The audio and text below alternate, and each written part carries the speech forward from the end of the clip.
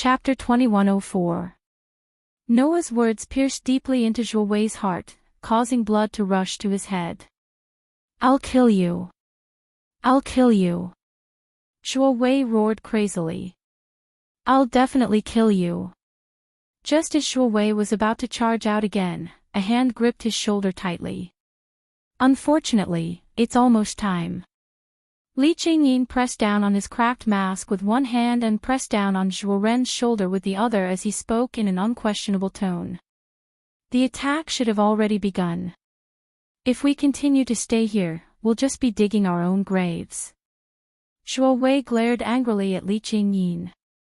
However, Zhuowei's angry glare was met with a murderous glare from Li Qingyin under his mask. "If you don't want to listen to me, I don't mind making you listen to me." That deep and emotionless voice made Zhuowei's heart tremble slightly. Although Zhuowei had been modified into a mechanical soldier and was no longer an incompetent weakling like 3 years ago, Zhuowei was still no match for Li Qingyin. After all, Zhuowei was different from Zhuowei, who only relied on his mechanical soldier's super holmium metal body to fight. Not only could Li Qingyin skillfully use the virtual device in his body, but his combat skills were also quite powerful. Zhuowei could not compare to him. Zhuowei was just an incompetent captain of the security team. He was not like Li Qingyin, who had killed countless people in his life. He was extremely cruel and even tried to destroy the world. It was impossible for Zhuowei not to be afraid in the face of such a crazy person. Zhuowei could only unwillingly lower his arm and roar at Noah with a twisted face. "Remember, one day, I'll kill you with my own hands." After saying that, Li Qingyin grabbed Zhuo Ren with one hand and leaped into the blazing sea of fire with Leech Little Binet, disappearing without a trace. "Wait!" Tina wanted to chase after them, but Noah stopped her again. "Don't worry about them. We'll deal with them later," Noah said. "What's important now is mugging. Let's go there first." Young Mistress Mugging. Tina was first taken aback before coming to a realization. Could it be, that's right, their mission was to lure you away? You've fallen into their trap. Noah turned his head and looked in the direction of the sacred residence. Mugging should have suffered a real attack. It's more important to rush there now. It was just as Noah had thought. After Tina was lured away by Zhuo Ren, Yingyin the Leech, and Binet the Leech, a group of people attacked the holy abode. Bang, bang, bang, bang, bang.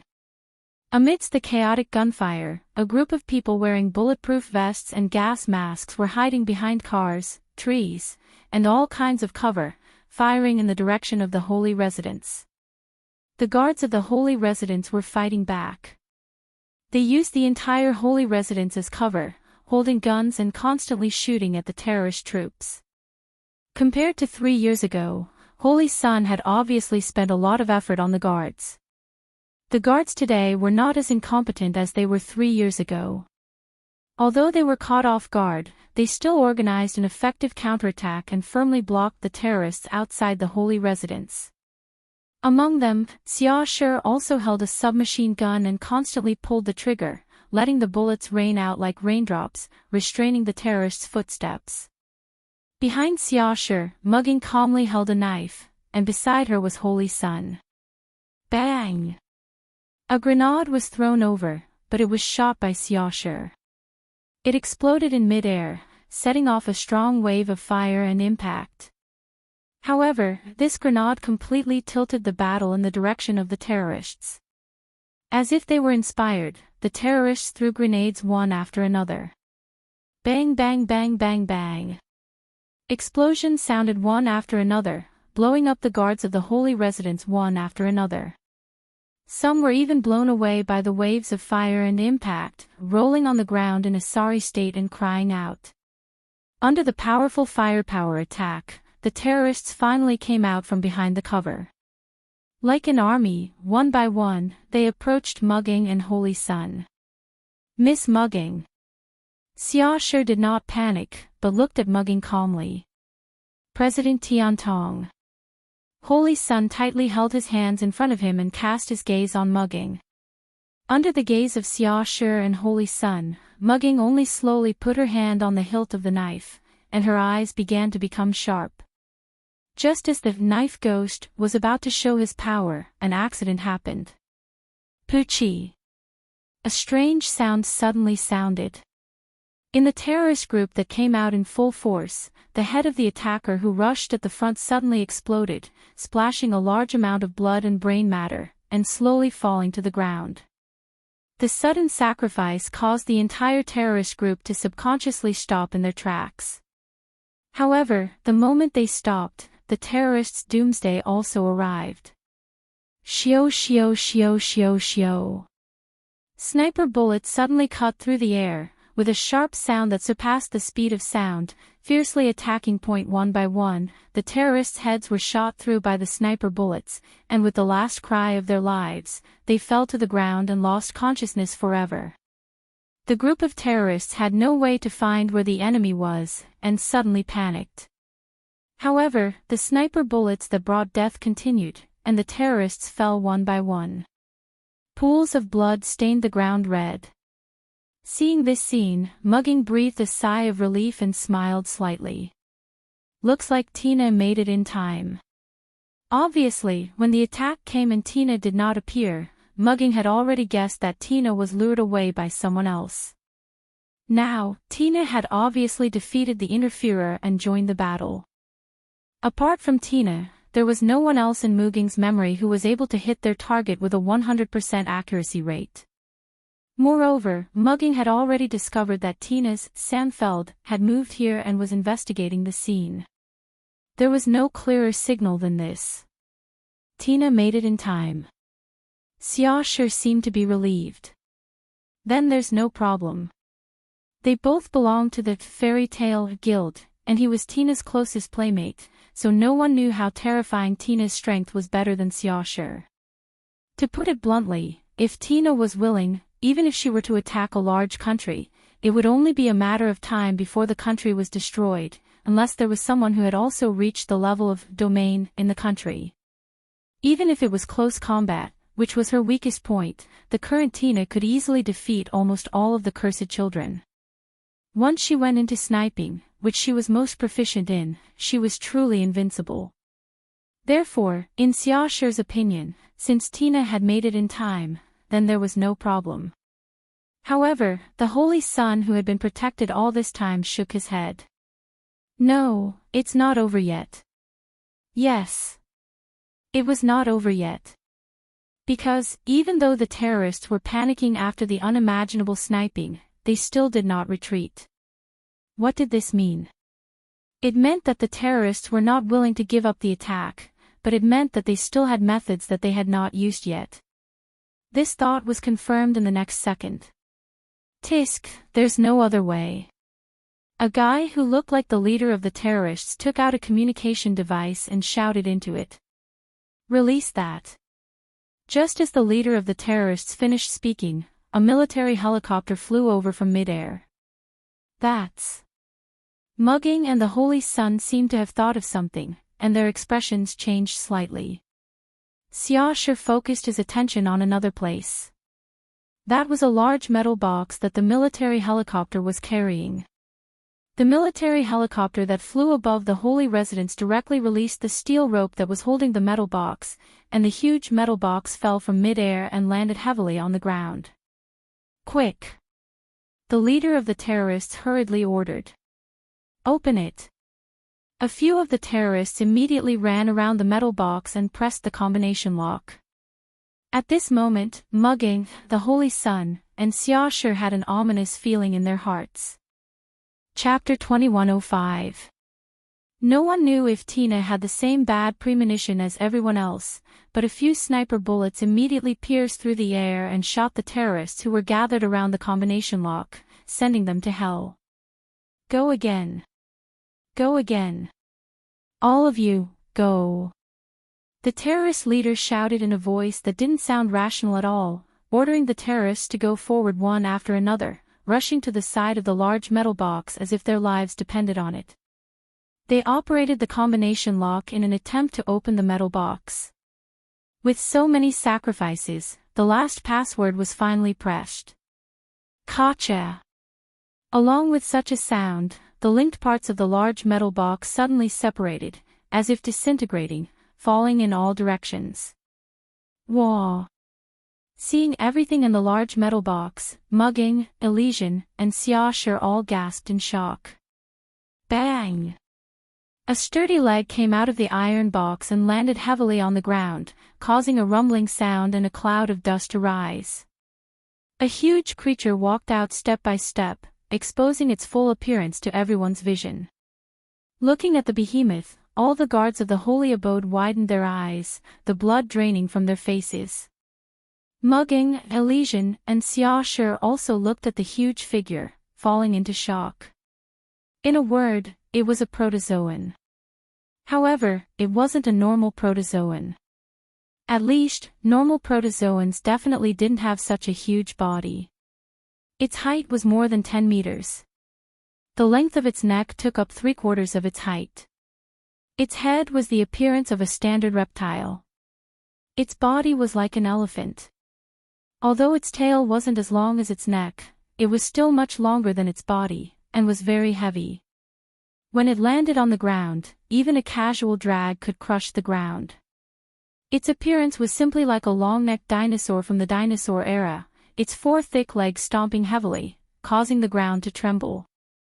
However, its skin wasn't as smooth and thick as a long-necked dinosaur's. Instead, it was filled with pore-like lumps, looking extremely disgusting. Ooh ooh ooh ooh. Then, the long-necked protozoan let out a roar that shook the air. The roar even formed a storm, blowing away everything in the surroundings towards Mugging, Xiaoshi, and the Holy Son of Heaven. Mugung, Xiaoshi, and Xingtianzi all had different reactions when they saw the huge protozoa. Stage 3. No. It's definitely a Stage 4 protozoan. Muging's expression was a little ugly. How could this be? Elysian Son of Heaven was in disbelief. They actually managed to transport protozoa in here. Xiaoshi gripped his submachine gun tightly, his expression constantly changing. The three of them did not expect that in order to achieve the goal, the terrorists behind the scenes actually secretly transported the primitive animals to the Tokyo area and brazenly threw them into the attack. That was no joke. The protozoa themselves were not scary, but that was another matter altogether. The most important thing was that if one was attacked by a protozoa, there was a high chance that one would be infected with the protozoa virus, causing many people to turn into protozoa.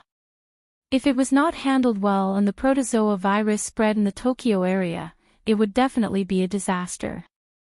In order to kill me, they didn't hesitate to drag the entire Tokyo area into the water and involve the innocent people. Mugging gripped the handle of the katana at her waist, her gaze becoming fierce. A bunch of incorrigible bastards. Elysian Son of Heaven's expression also became somewhat sorrowful, closing his eyes as if he was praying to God. Under such circumstances, the terrorist leader pointed in Muging's direction and actually ordered the protozoa. Kill her. Hearing that, the long-necked protozoan turned its long neck and turned its eyes to Mugging, a murderous glint appearing in its eyes. Ooh, ooh, ooh, ooh, ooh. The next moment, the long-necked protozoan actually obeyed the terrorist leader's order and moved its thick but short legs, running wildly in Muging's direction. Dong dong dong dong. The earth-shaking footsteps echoed in the surroundings, causing the entire holy residence to tremble. Lord Elysian Son of Heaven. Mugging and Xiaoshi chose to protect Elysian Son of Heaven at the same time, one on the left and one on the right, dashing in front of Elysian Son of Heaven, one on the left and the other on the right, one in a battle stance, the other holding up a submachine gun. Fire! Fire! The holy residence guards also reacted, suppressing the fear in their hearts. One by one, they raised their guns. Don't even think about it. The terrorist leader led the remaining terrorists and also raised their weapons, once again starting a gunfight with the holy residence guards. The protozoa in the shape of the long-necked protozoa, under the cover of the terrorists, roared while charging in the direction of Mugging and the others like a tank. Whoosh! At this moment, the sound of a bullet piercing through the air was heard. The powerful sniper bullet pierced through the air and landed on the head of the long-necked protozoa. Bang! The head of the long-necked protozoa was directly blown apart by the powerful anti-tank sniper bullet, spilling a large amount of blood and flesh. It was extremely gory. The long-necked protozoa's charge was stopped. Good job, Tina. Mu Gong and Xiaoshi smiled in unison. Unfortunately, in the next moment, Mugging and Xiaoshi's smiles froze. Gurgle gurgle. In a creepy squirming sound, the flesh on the neck of the long-necked protozoa suddenly bulged out. In the next second, the head of the long-necked protozoa returned to its original state, roaring loudly. Seeing this scene clearly, whether it was Mugging, Xiaoshi, or the Holy Sun, all of them were shocked. Holmium is ineffective. The metal that could weaken the activity of the protozoa's virus, causing protozoa to lose their regenerative ability holmium. It was because of this metal that humans obtained the means to effectively kill protozoa and were able to survive. However, the long-necked protozoa in front of them had regenerated after suffering a fatal injury. No one would think that Tina's sniping would not use holmium bullets when the enemy was a protozoa. In this case, there was only one explanation that could explain the phenomenon before them. Holmium was ineffective. Is that protozoa's regenerative ability very high? At the top of a building far away, Tina, who was aiming and shooting, could not help but be speechless. For a moment, she could not snipe anymore. A Stage 4 protozoan was a calamitous existence for ordinary people and even ordinary police officers. A person who had the ability to deal with a Stage 4 protozoa alone, even if it was the initiator of the cursed child, had to be at least in the top 100 of the IP ranking. However, Tina was the strongest initiator. She had the ability to deal with a Stage V zodiacal protozoa alone, let alone a Stage 4 protozoa. However, that was under the condition that the attack method was effective. If holmium was ineffective against protozoa, then even if it could be defeated, the opponent would immediately recover. There was nothing that could be done. Therefore, the expressions of Mugging, Xiaoshi, and Tina, who was sniping at the top of a building far away, became solemn. The Holy Sun, on the other hand, had a face full of worry. He clenched his fists tighter and tighter as he kept praying. The Holy Sun's prayer was obviously successful. Whoosh! Just as the long-necked dragon was roaring wantonly, the sharp sound of something breaking through the air rang out again. However, this time, it was not a bullet that caused the sound of something breaking through the air, but a person. A figure suddenly rushed over from the distant horizon. Like a meteor, it cut through the air and shot in front of the long-necked dragon. Then, it threw a punch. Boom! When the meteorite-like punch landed on the body of the long-necked dinosaur, the terrifying force impacted the huge body of the Stage 4 protozoan and spread out. The long-necked dragon's roar didn't even have time to fall before its entire body exploded under the astonishing punch. Pieces of flesh mixed with a large amount of blood fell to the ground one by one like a large piece of trash. The figure that descended from the sky slowly landed, accompanied by huge pieces of meat and crimson blood. Then, it landed on the ground. Mu Gong and Xia Shijun fell into a daze as if they had not reacted to what had happened. The Holy Sun was also stunned. However, when he saw the full appearance of the figure that landed on the ground, his beating heart suddenly stopped. At the same time, Noah raised his head and met the Holy Sun's gaze. Time stopped. Chapter 2106. Perhaps it was just an illusion. However, at this moment, everything in the world seemed to have disappeared, leaving only a man and a woman, looking at each other. Noah and the Holy Son of Heaven looked at each other, and they could clearly see the emotions in each other's eyes. Of course, Noah did not know what kind of emotions were in his eyes at this moment. Noah only knew that in the eyes of the pure and holy girl, all kinds of emotions were clearly revealed. In those eyes, there was disbelief. In those eyes, there was disbelief. In those eyes, there was an extremely strong joy. In that pair of eyes, there was an unprecedented emotion of excitement. Although all of this was only shown in those watery eyes, Noah undoubtedly felt it for nothing. 3 years was like one day. With just one look, Noah could confirm that the pure and holy girl in front of him was still the same as the head of state who confessed in front of him 3 years ago. She had not changed at all. At the very least, the feelings in the deepest part of his heart would be completely revealed with just this look in his eyes. Thus, Noah's expression unknowingly softened. Only at this moment did Mugung and Xiaoshe react. Looking at Noah, the shock on their faces turned into shock, and then into joy. Noah! President! Hearing Mugung and Xiaoshe's call, Noah retracted his gaze from the Holy Son of Heaven and turned to the two girls. However, the current situation was clearly not suitable for reminiscing. How? How is this possible? The terrorist leader, who had witnessed the entire process of the long-necked dragon being killed, let out a trembling voice, as if he was hysterical. Hey! Move for me! Move for me! You haven't completed your mission yet. You're not allowed to die here. How much do you think it cost to nurture you? Hurry up and get up. Amidst the terrorist leader's shout, the pieces of flesh of the long-necked dragon that had been blown apart suddenly wriggled up. The surprise on Mugging and Xiaoshe's faces faded, and they became alert again. The Holy Son of Heaven also realized that this was not the time to be happy, and his face tensed up again. Even Noah frowned slightly. He looked at the pieces of wriggling flesh around him and muttered softly. Not only is he immune to qi, but his regenerative ability is also so strong.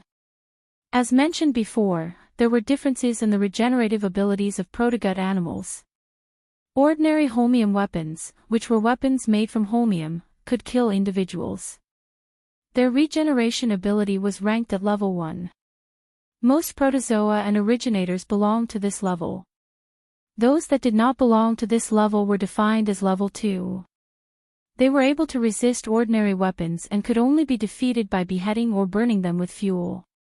At level 3, even the severed arm could be regenerated or returned to its original body. The cells seemed to resonate with each other. Level 4 meant that even if it lost most of its internal organs, it could still regenerate. If one wanted to kill it, they would have to destroy it completely. Level 5 meant that even if the target was thrown into an extremely low temperature, vacuum, or magma of thousands of degrees, as long as it adapted to the environment, it could regenerate. Moreover, it was a molecular level regeneration. Other than super holmium items, no physical means could kill it. Since the giraffe was immune to qi and could move even if it was bombed into pieces, its regeneration ability must be at least level 3. Not only is it a stage 4 protozoa, but its regeneration level has also reached level 3. Noah cast his gaze on the terrorist leader and narrowed his eyes slightly. This protozoa, that guy was really commanding it just now, right?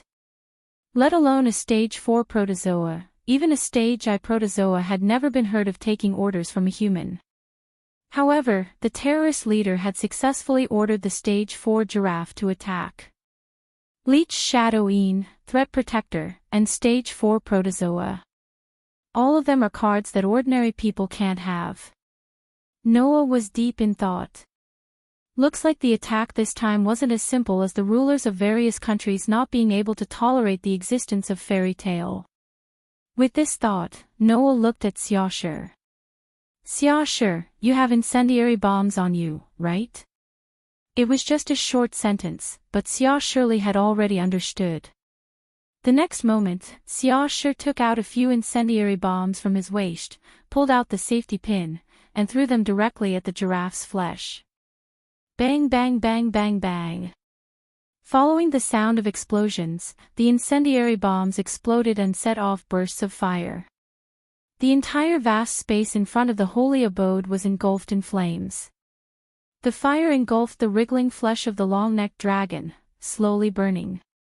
Under the burning of the fire, the giraffe's flesh was gradually roasted to a crisp. Finally, it stopped moving and turned into ashes in the fire. "It's over." The terrorist leader let out a voice of despair. At this time, Tina's sniping began again, shooting down all the terrorists one by one. Looking at this scene, the terrorist leader knew that it was over. He. Extremely abruptly, the terrorist leader began to laugh neurotically. It's okay. The terrorist leader let out a voice that made one's hair stand on end.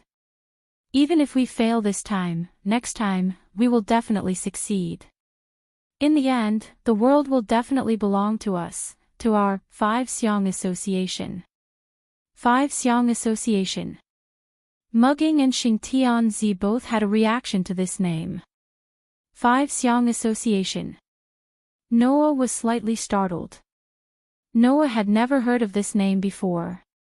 Just as Noah was slightly startled, the terrorist leader suddenly pulled out a gun and pointed it at his throat. "Wait!" Mugging and Xingtianzi exclaimed in unison.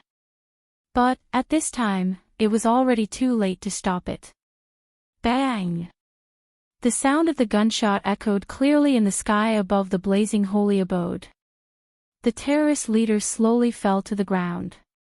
A large amount of blood flowed out from his throat and dyed the ground red. Mugging and Xingtianzi opened their mouths slightly. In the end, they sighed and chose to remain silent. Noah's brows furrowed once again. Ignoring the raging flames, he directly stepped forward and came in front of the terrorist leader.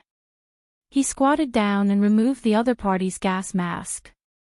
What appeared in Noah's field of vision was an extremely ordinary middle-aged man. Of course, Noah didn't recognize this middle-aged man. His gaze stayed on the middle-aged man's face for a while.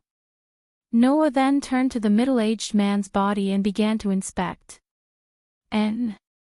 Suddenly, Noah discovered that there seemed to be a mark on the middle-aged man's neck. Raising his eyebrows, Noah directly reached out and tore off the middle-aged man's bulletproof vest. He looked at his neck. The mark on the middle-aged man's neck was nothing else but a tattoo. A pentagram tattoo decorated with a pair of feathers.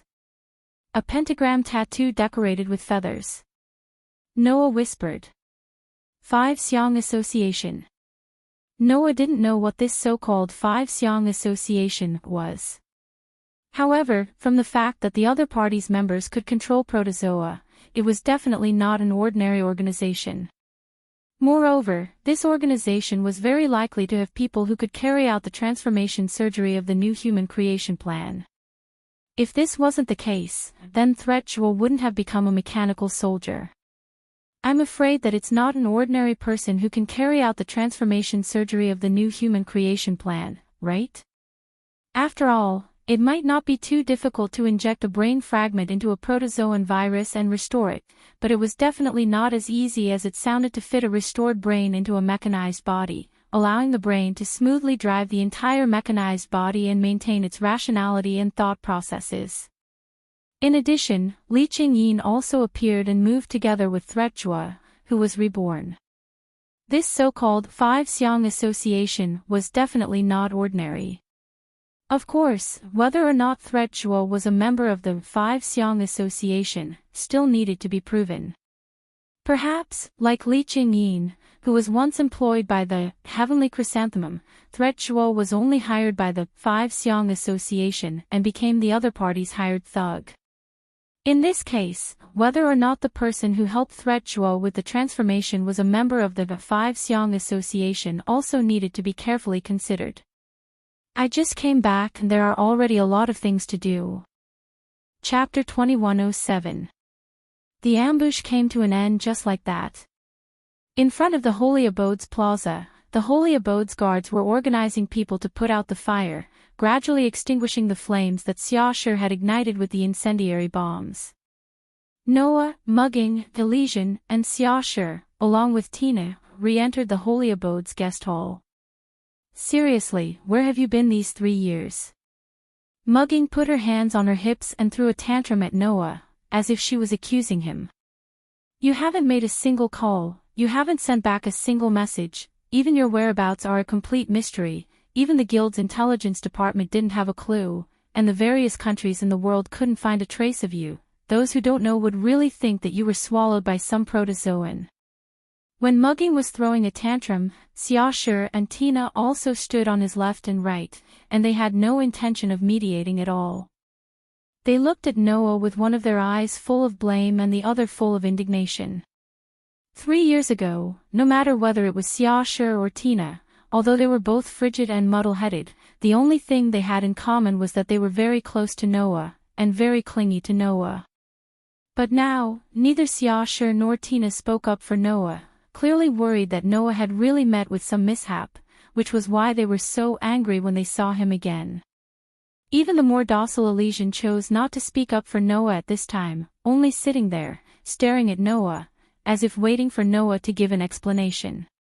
In response, Noah could only smile bitterly. Am I not back now? That one sentence caused the expressions of all the girls to become a little colder. I say, President Noah, Mugging said with a fake smile. Do you know that your words make you sound like a heartless man? You've been wandering around outside for so long, and that's the only explanation you can come back with. What heartless man? Noah rolled his eyes. You're not my wives. I'm just a hands-off boss, right? Xiaoshi and Tina glanced at each other upon hearing this, and the holy heavenly child's expression became even more indescribable. Meanwhile, Mu Gung exploded. It's because you've become a hands-off manager that I've had to work so hard for the past 3 years. Mugging slammed his hands on the table in front of Noah and glared at Noah. You know I'm not your wife, and yet you've thrown your home to me to take care of. Do you think it's easy for me to help you build a fairyland? Okay. I know you've worked hard.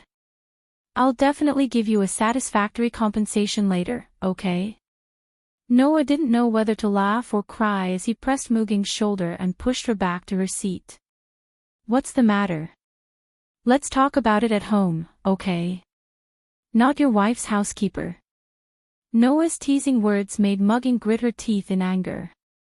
Tina, Xiaoshi, you've worked hard too. Noah turned to the two girls and reached out to pat their heads. I'm sorry for throwing so many things at you. Under Noah's affectionate gesture, the resentment in Tina and Xiaoshi's hearts dissipated quite a bit, replaced by the attachment to Noah that had been hidden deep in their hearts for the past 3 years. Please don't say that, brother. Tina smiled at Noah.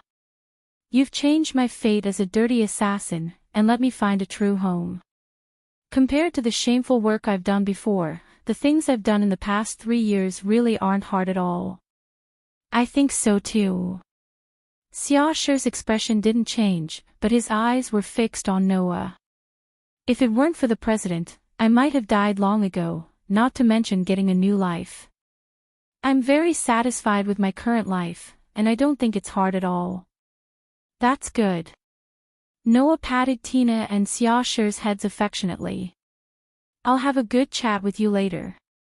Now, let me talk about business. With that, Noah glanced at Holy Son of Heaven. Sensing Noah's gaze, Holy Son of Heaven immediately understood that Noah's words were also directed at him, and his heartbeat quickened. What? Only Mugging threw a tantrum. I'm just complaining, I'm not really blaming him. Looking at Mugging's tantrum, Noah really didn't know whether to laugh or cry. When he saw Mugging on TV, Noah thought that this orphan of the Tentong family had changed a lot, and compared to 3 years ago, she was much more mature in all aspects. Now, Noah knew that in fact, although this girl was mature, some aspects still hadn't changed. It was exactly the same as 3 years ago. Okay. Noah became serious and asked such a sentence. What is that, Wushang Association? Everyone restrained the expression on their faces and became serious. Then, Mugging spoke.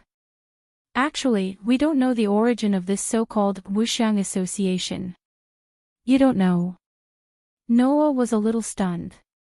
Undoubtedly, when the terrorist leader mentioned the Wuxiang Association, Mugging and Holy Son of Heaven had a reaction. How could they not know the origin of the other party? Holy Son of Heaven didn't know if he saw what Noah was thinking, but he said so. The reason why President Tentong and I know the existence of the Wuxiang Association is because, since a year ago, the members of this organization have been active in various countries around the world, and they have been carrying out unknown criminal actions. Moreover, our guild and the Wuxiang Association have had many conflicts in this year, which caused us a lot of losses. Mugging continued Holy Son of Heaven's words. I tried my best to get the intelligence department to collect information on this organization, but the information collected was very limited. At present, I only know that the members of this organization have pentagrams decorated with feathers on their bodies. Moreover, the more feathers they have, the higher their status in the organization. Mugging's words reminded Noah of the tattoo branded on the terrorist leader's neck. He remembered that the tattoo seemed to be decorated with a pair of feathers.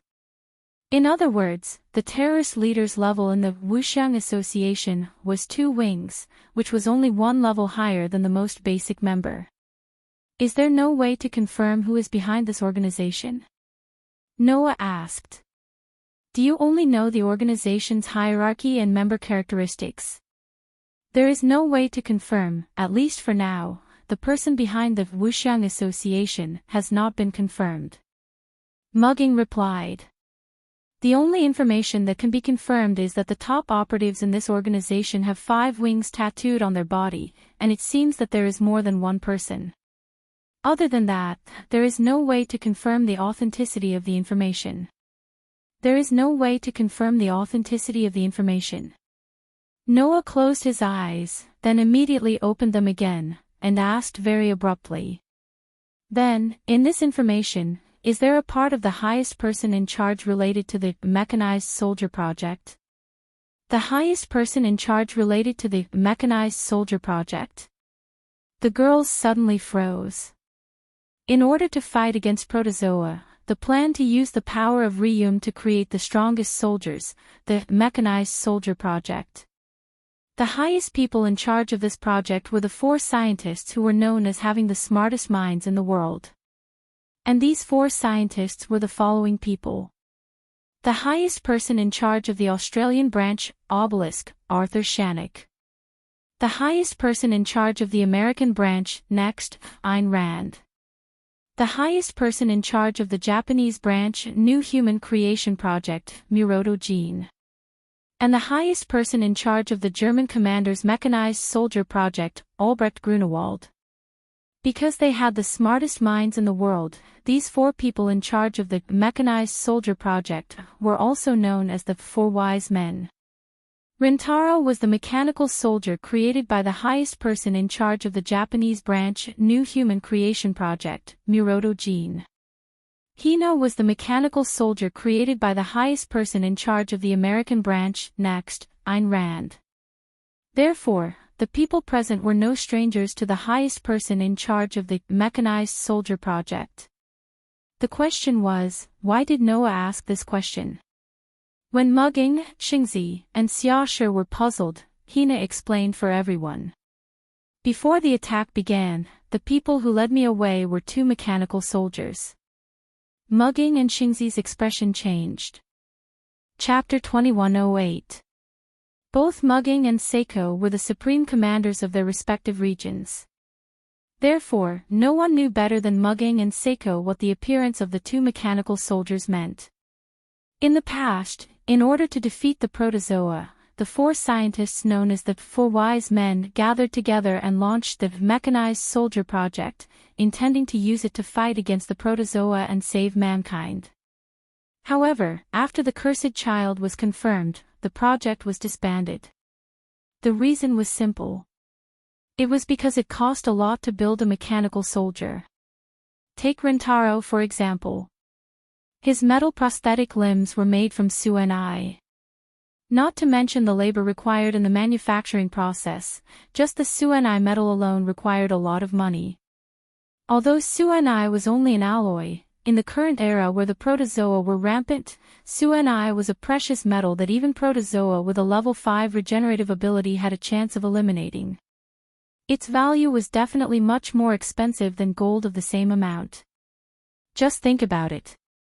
Even if gold was used to build a right hand and a right foot, it would still require a lot of money, right? If it were superalloy, which was even more valuable than gold, just the materials required to create a mechanical soldier like Rintaro's would already be extremely expensive, not to mention the labor and technology required to create it. Noah didn't even know which tycoon had the ability to spend so much money to gather so many superalloy metals and build an entire human body, transforming that useless piece of trash, bodyguard Joa, into a mechanical soldier. One could only imagine how much money was needed to build a mechanical soldier. The cursed child, on the other hand, was born with power beyond the scope of human beings. In comparison, if there was a cursed child that didn't need to be cultivated, naturally, no one would think that it was worthwhile to spend money on the production of mechanical soldiers. Therefore, the mechanized soldier project, which was once created by the 4 smartest minds in the world, was naturally announced as a failure. All the research institutes were disbanded, and the mechanical soldiers that had been produced were dismissed. Now, almost all of the mechanical soldiers that had been produced had become facilitators, leading powerful initiators to form police partners. In the IP ranking, most of the facilitators among the high-ranking police partners were mechanical soldiers. Li Chingyin, for example, had been ranked 134th on the IP rankings a few years ago. Now, he was almost in the top 30. Take Rintaro for example. After 3 years of hard work and training, he was now ranked 7th on the IP rankings. He was definitely much stronger than before. Tina, on the other hand, had combined the 2 superpowers of the cursed child and the mechanical soldiers, making her the strongest initiator. Under such circumstances, the Wuxiang Association was able to send out 2 mechanical soldiers. Either they were hired like the Celestial Chrysanthemum Prime Minister, or the organization has one of the 4 sages. Mugging frowned and looked at Noah. It's very likely that they're just hired. Indeed, most people would think that way, Noah said coolly. However, among the 2 mechanical soldiers, one of them is an excellent bodyguard. Mu Geng and Xia Shixian were first stunned and then stood up in surprise. The Holy Son of Heaven was even more stunned and at a loss of what to do. After all, the bodyguard was once the captain of the Holy Son of Heaven's bodyguard team. Moreover, he was the culprit that caused Noah to not participate in the 3rd Battle of Tokyo and almost caused the Tokyo area to be destroyed by the Protozoa army. Therefore, if it was just a name, I believe that no one would forget this guy. Especially the Holy Son of Heaven. He saw Noah kill the bodyguard right in front of him. So you're saying that the bodyguard survived because he was mechanized? The Holy Son of Heaven clenched his hands and looked at Noah. You suspect that it was the people from the Wuxiang Association who mechanized the bodyguard and used him as a combat force in this attack. Otherwise, now that the plan has stopped, no one would continue to produce mechanical soldiers out of the original intention of saving humanity, right? Noah glanced at Tina's direction. The person in charge of America's Next restarted the plan without permission and even sent the cursed child to the operating table to create a mechanical soldier that was more powerful than a pure human, but he's already dead. Tina lowered her head and fell silent. Noah reached out and patted Tina's head in silent consolation before continuing, "Don't worry. As for the bodyguard Zhuo Ren, he was killed by me 3 years ago. Now that he has reappeared as a mechanical soldier, it must be one of the 4 sages who initiated the plan without permission and threw him into the attack launched by the 5 Xiang Association. Therefore, I think that there is a possibility that one of the 4 sages is in the 5 Xiang Association." Mugging and the Holy Son of Heaven looked at each other and fell into a state of shock. Only Xia Shi, the cursed child who was known as the think tank, said this in the face of Noah's speculation. President, do you think that the person in charge of Japan's new human creation plan, mugging Jean, is also a suspect? I don't know. Noah shook his head and looked at the Holy Son of Heaven. However, 3 years ago, Rentaro told me that mugging Jean was in the Tokyo area. Now that 3 years have passed, mugging Jean should still be in the Tokyo area, right? As soon as he said this, everyone's eyes were focused on the Holy Son of Heaven. Under everyone's gaze, the Holy Son of Heaven calmed down after the initial panic and nodded at Noah. Dr. Mugging is indeed still in the Tokyo area. According to the information, Ridaro-san's prosthetic arm and Ms. Tina Sprinter's reconnaissance aircraft were both maintained by Dr. Mugging. Yes. Tina nodded and confirmed the Holy Son of Heaven's words. My Sanfeld was indeed maintained by Dr. Mugging, so I would meet with Dr. Mugging every once in a while. The same goes for Ridaro-san. Indeed, Ridaro-san used to meet with Dr. Mugging regularly.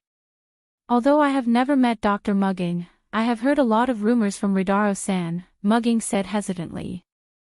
As far as I know, although Dr. Mugging is a little weird, he shouldn't be the kind of person who would do unspeakable things. That's what I thought too, big brother. Tina turned to Noah with a serious expression. I don't think Dr. Mugging is a suspect. Even if he's not a suspect, Mugging must know more about the other people in charge of the plan than us, Noah said. So, I think it's necessary to meet with Dr. Mugging. Everyone pondered for a while and then nodded. Oh right. Noah thought of something and said to the Holy Son of Heaven. In the attack just now, the body of the long-necked dragon wasn't completely burned. Get someone to collect a small part of it and burn the rest. Also, collect the firearms and ammunition used by the terrorists. Hearing Noah's words, Elysian immediately understood what he meant. You want Dr. Mugging to analyze the long-necked dragon. That's right, there are some things that are worth paying attention to, Noah said with a shrug. As for the firearms and ammunition collected, I'll get the young lady of the Sima family to analyze it for me. What? Mugging stood up abruptly and shouted at Noah. You're going to ask Wei Weaver. Is there a need to be so surprised? Noah's mouth twitched. After all, it's a matter of weapons. Isn't it natural to ask the young lady of the world's largest weapons company? I don't agree. Mugging grabbed Noah's shoulder and shook it desperately. Listen, Noah, you can't go see that snake woman. You finally came back, I don't want you to disappear again. Why would I disappear if I go see Wei Weaver? Isn't that obvious? That snake woman will definitely eat you alive. She's not a scourge. No, she's a scourge, the most ferocious scourge in the world. If you come into contact with her, you will be infected and become one of her kind. Isn't that cursing Wei Weaver as a primitive animal? That's why you can't go see her. I've already posted a request in the guild for the S-class police to deal with that monster. It's okay, it'll be over soon. What do you think the guild is? Chapter 2109. Noah had to repeat again that mugging really didn't change at all. Even if the childishness on the outside had completely faded and he became very mature, the inner childishness was still retained.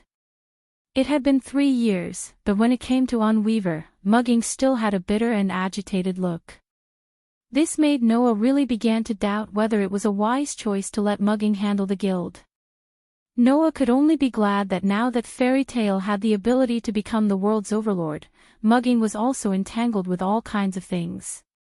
He was so busy that he didn't have time to care about personal grudges. Otherwise, with Mugging's hatred for Weaver, it was really possible for him to abuse his power for personal gain and lead the entire Fairy Tale to flatten the Sima family and eliminate Weaver.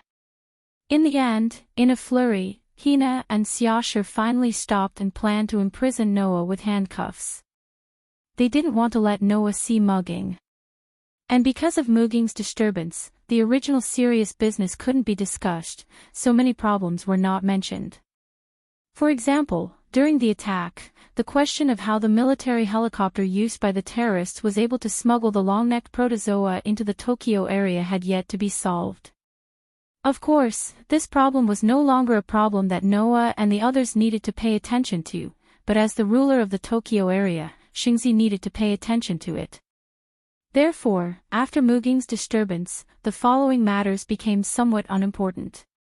Then, Muging was taken away by Hina and Xiaoshi. Not sure if it was intentional, the three girls didn't find Noah to leave together, but let Noah stay in the holy residence alone with Shingzi. Noticing that it was suddenly two people alone, Shingzi lowered his head and rubbed his hands nervously. After 3 seconds, he immediately surrendered.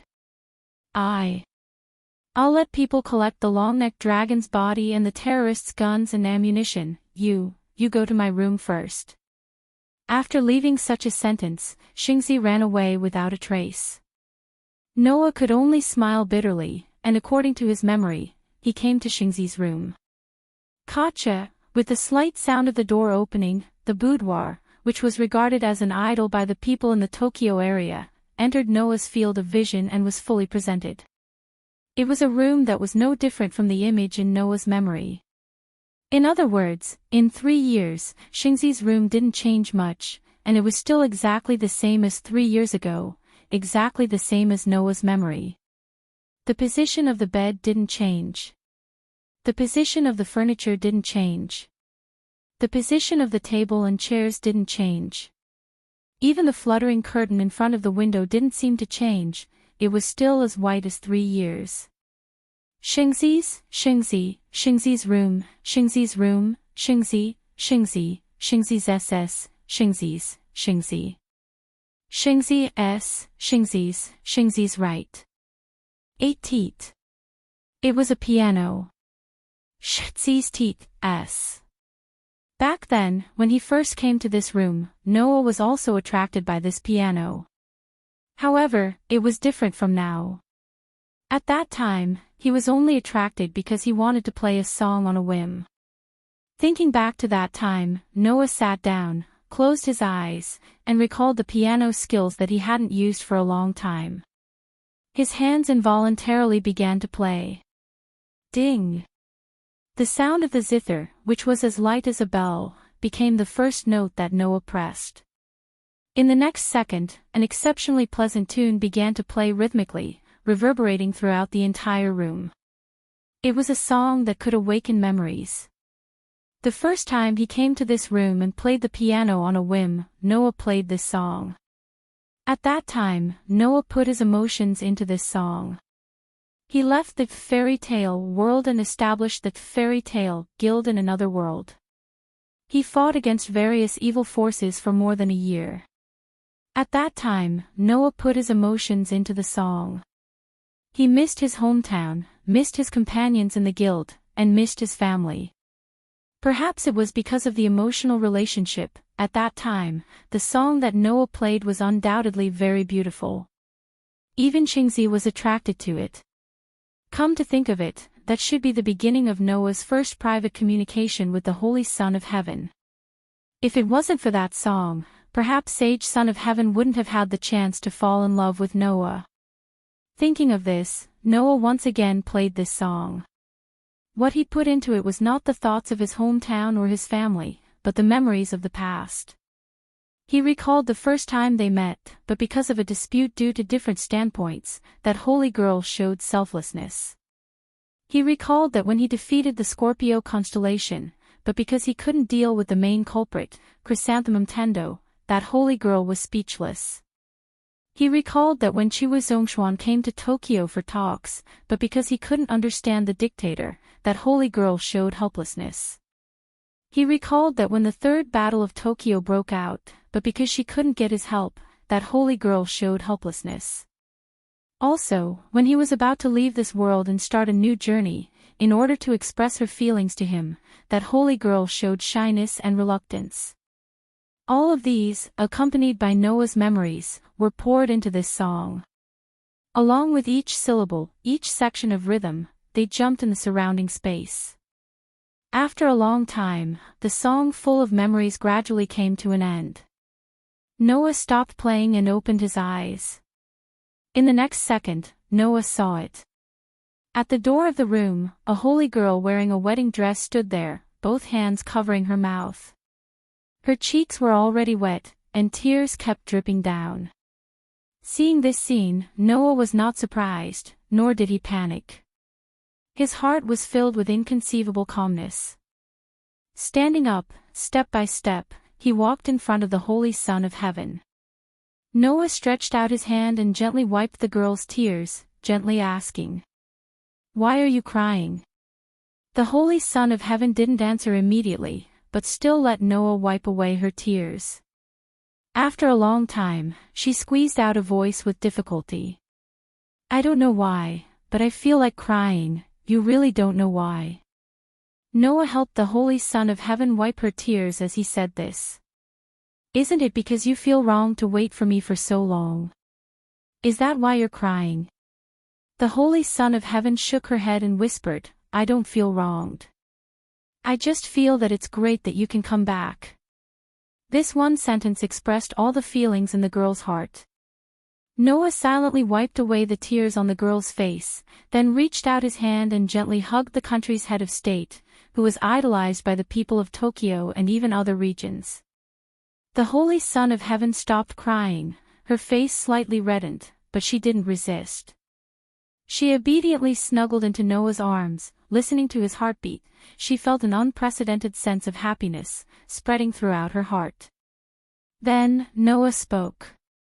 "Although I don't think there's a need to ask, but in order to prevent this from being just my wishful thinking, let me ask." Unfortunately, this time, the Holy Son of Heaven shook her head. "Please don't ask anything." The Holy Son of Heaven closed her eyes and said very peacefully, "Because you're definitely not wishful thinking." "Is that so?" Noah hugged the Holy Son of Heaven and whispered in her ear, "You don't regret it? I know that you have a lot of secrets, and I also know that you have a lot of things that I don't know." The Holy Son of Heaven answered without hesitation, "But, even if you tell me that you're not a human, I still won't regret it." At this moment, Noah knew that it was useless to say anything more. Thus, Noah gently lifted the girl's chin, and in her slightly panicked eyes, he stole her first kiss. The helpless whimper dissipated into the air, and a second later, it turned into rapid breathing. The girl was helplessly captured by the domineering man's lips, struggling to no avail. In the end, she could only shyly close her eyes and immerse herself in the kiss. This also meant that this relationship that was delayed for 3 years finally had a result. Chapter 21:10. The day of Noah's return was undoubtedly very long. Even for Noah, he had been busy with a lot of things on this day. First, he returned to Fairyland and witnessed the heyday of fairy tale. Then, he rushed to the Tokyo area and encountered Muging's attack. Then, there was the establishment of his relationship with the Holy Sun. After one thing after another, even if Noah had unlimited stamina, he still felt that this day was unusually long, and it made him feel a little tired. Especially after Noah's return, Mugging had the tendency to throw all the work that the guild leader should do back to him, making Noah feel that he had just returned but did not even have time to rest. Fortunately, due to the attack, the international conference held by the various countries was postponed to 3 days later. Otherwise, the next day, Mugging would definitely let Noah attend the conference as the true guild leader of Fairy Tale. In fact, Mugging did have such thoughts. The news of Noah's return had spread throughout Fairyland. Now, all the well-informed people already knew that the true master of Fairyland had returned.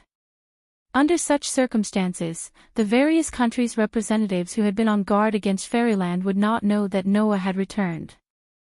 Therefore, everyone began to be curious about what kind of person the guild leader of Fairy Tale, who had the ability to dominate the world, was. And was there any meaning to his return at this time? Perhaps it was because of this relationship that the various countries' representatives took the initiative to postpone the international conference.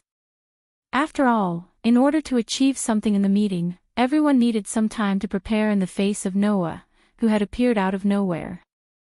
They did not want to be caught off guard in the meeting when they did not know this person. In other words, although it had not been announced, almost everyone thought that Noah would attend the international conference in 3 days' time. Or rather, as the true guild leader of Fairy Tale, it would be fake if he did not attend this international conference. No matter what, anyone with a discerning eye could see that this international conference was about Fairy Tale. Therefore, it was reasonable for Noah to attend the international conference as the president.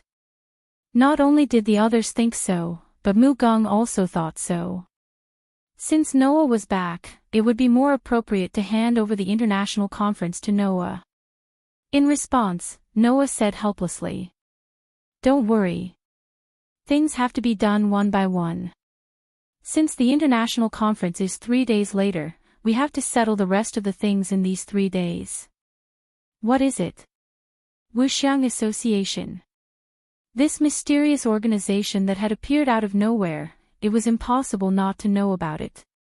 Perhaps in the eyes of others, Noah, as a guild leader who had the ability to dominate the entire world, would only care about these small fries if he had nothing better to do. There were so many shady organizations in the world. How could they manage all of them? This idea was not without reason. However, this so-called Wuxiang Association was definitely not some small fries. Could small fries be able to control stage 4 gastronomic animals and make use of them? It could not be, right? At least, in this world, let alone Noah, even Mugung and the Holy Sun had never seen or heard of such a method to control gastronomic animals. In other words, although this Wuxiang Association had appeared out of nowhere, it had done something that no country in the world could do. Based on this alone, Noah felt that he could not ignore this mysterious organization. Even if he did not care, Fairyland was such a large territory that he needed to protect. If he did not pay attention to it, he would lose more than he gained if he fell into a trap.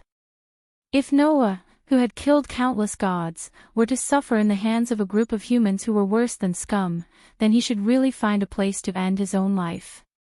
Noah did not want to look down on a group of ants hiding in the dark. No one knew if they would suddenly crawl out and bite him. Because of this, Noah felt that he should first meet one of the strongest minds in this world. However, in order to prevent yesterday's attack from happening again, Noah needed to arrange some backup plans. This, in the living room of the holy residence, the Holy Sun, Mugung, Hina, and Xiaoshi looked at each other. In front of the group of 4 girls, Aster, Athena, Orpheus, and Lilith, the 4 petite girls, stood in a line and looked at the Holy Sun and the others with the same expressionless face. Looking at the 4 little girls, the Holy Sun, Mugung, Hina, and Xiaoshi looked at each other. That. The Holy Sun was the first to speak and asked tentatively. "These children are," Noah scratched his face and said to his 4 contracted partners, "How should I put it? Introduce yourselves." Hearing this, Aster, Athena, Orpheus, and Lilith looked up at the same time. Aster. Aster said expressionlessly. "I am Master's sword." Athena. Athena said faintly. "I have some bad luck with this guy." Orpheus. Orpheus said concisely. "He's family with Noah." Lilith. Lilith tilted her head and said directly. "Someone who has always been with Noah." The unique self-introductions did not make the crowd feel relieved. Instead, it made them look at each other in dismay once again. "Okay, my bad." Noah covered his face and said helplessly. "Just think of it as the initiator that I found in these 3 years." This was enough to explain everything. However, Hina had a reaction to this. "I can't pretend that I didn't hear this." Tina, who would become sleepy during the day due to the owl factor, instantly woke up. She took a step forward and made a sound. "Brother's initiator should be me." Tina's words caused Aster, Athena, Orpheus, and Lilith to turn their gazes toward her. "Oh." Athena smiled.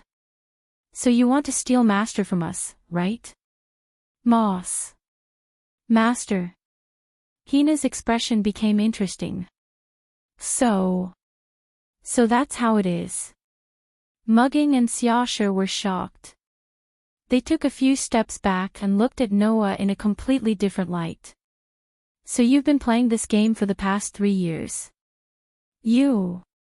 Even Elysian Tianzi looked at Noah with a worried expression. Do you like this kind of game? I have to say, I admire your imagination. Noah's eyes twitched. Let me tell you first, I haven't done anything wrong. Also, I didn't let these children out to make you think of Pian Pian. I wanted them to protect you. Protect us. Elysian Tianzi and Mugging understood what Noah meant. Don't be fooled by their looks. As guards, there's no one more reliable than them in this world. Noah shrugged and looked at Aster and the others. Aster, Athena, you'll be in charge of protecting Elysian Tianzi. Orpheus, Lilith, you'll be in charge of protecting Mugging. Is that okay? What about Master? Aster gazed at Noah. His pair of purple eyes flickered with a mysterious luster as he spoke. Master doesn't need us anymore. She was still the same as before, able to speak so ambiguously with just one sentence. I'll go out for a while. Noah patted Aster's head. You guys stay and protect Elysian Tianzi and Mugging. Aster, Athena, Orpheus, and Lilith raised their heads and looked at Elysian Tianzi and Mugging. After a while, they nodded and agreed. As for Elysian Tianzi and Mugging, they looked at Noah. Mugging said directly. Do you want to see Dr. Mugging? Yes. Noah nodded and patted Tina's shoulder. So, Tina, can you be my tour guide and guard for now? An ecstatic smile appeared on Tina's face. Noah exchanged a look with Elysian Tianzi. Elysian Tianzi looked at Noah and said softly. Be careful. Noah nodded. Chapter 21:11. The scorching sun shone mercilessly in the sky, illuminating the bustling streets. Noah and Tina were walking together on a street that was bustling with pedestrians. Tina seemed to be in a very good mood. She hummed a song while holding on to Noah's hand like a little girlfriend. Her face didn't have the confusion that would appear during the day, nor did it have the coldness that would appear during the night. Instead, there was only the cheerfulness and happiness of an ordinary little girl. After coming out of the holy residence, Tina had been in this state. Noah allowed Tina, who was in high spirits, to hold his hand.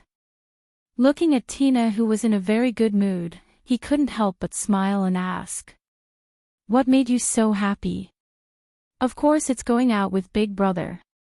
Tina answered without hesitation. Whenever I think of Big Brother by my side, I'm very happy. Is that so? The smile on Noah's face more or less disappeared and he sighed. But we didn't come out to play. We have serious business to do. It's okay. Tina's mood didn't lower at all and she smiled at Noah. As long as I can be with Big Brother, I don't mind going anywhere. Saying this, Tina even tightened her grip on Noah's arm as if she wanted to increase the persuasiveness of her words. Her still childish face was filled with a happy smile. Looking at Tina like this, Noah felt a sense of apology in his heart.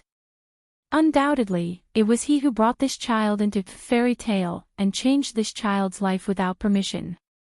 However, he willfully left her and made her work hard for the career and dreams that he left behind. This made Noah feel very apologetic. Although this was for Tina's good and Tina herself was very satisfied with her current life, but looking at Tina's happy expression, Noah felt that he still owed this girl. Thinking of this, Noah began to seriously look at Tina. Compared to 3 years ago, the current Tina didn't seem to have changed much.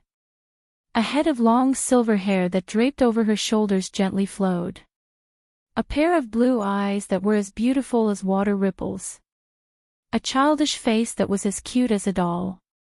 A dress that embellished the charm of a young girl. Other than being a little taller than before, Tina didn't change much.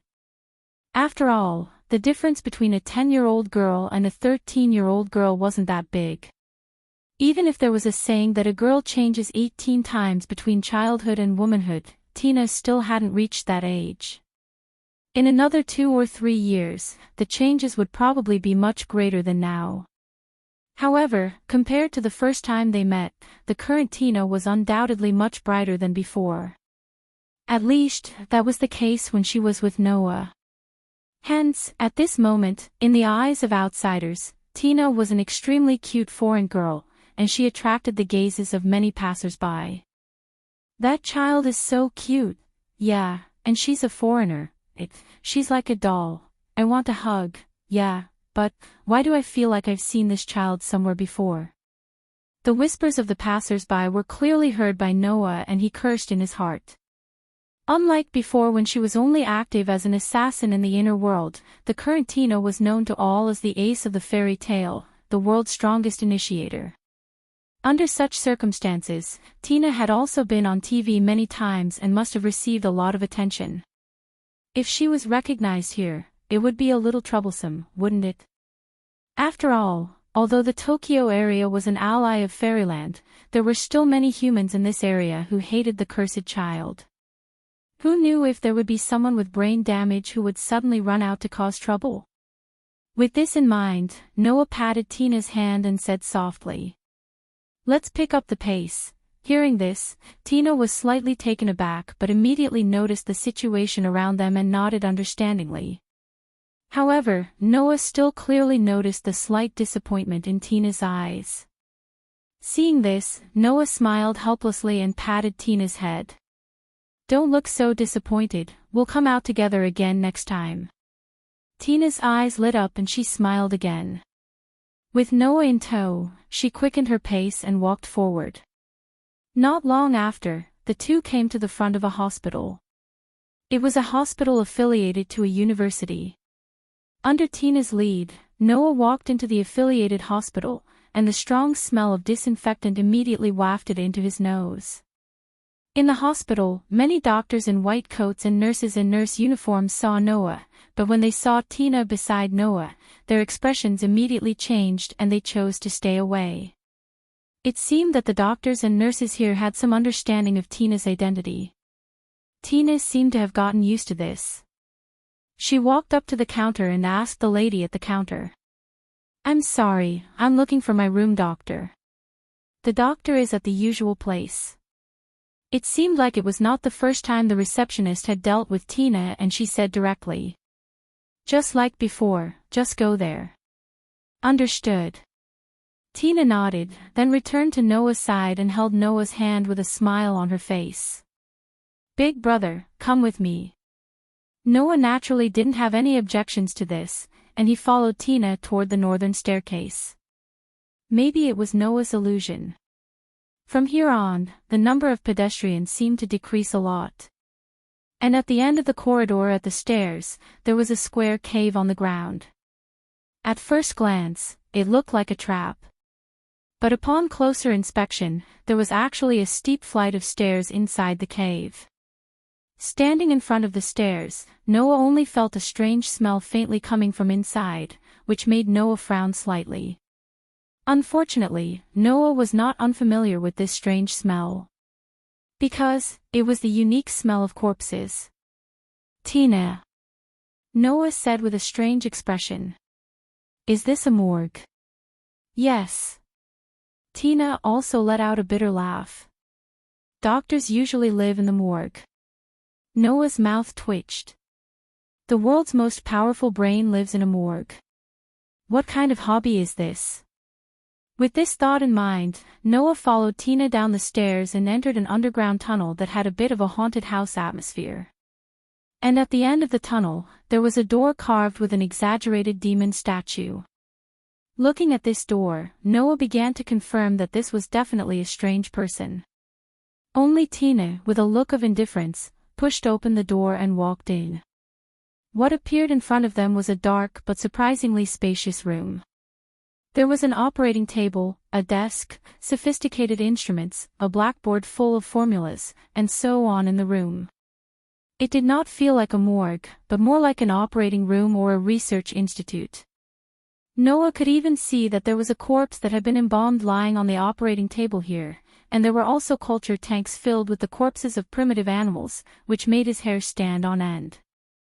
If someone said that this was hell, there would definitely be people who would be willing to believe it, right? Noah could not help but say. Would anyone really be willing to live here?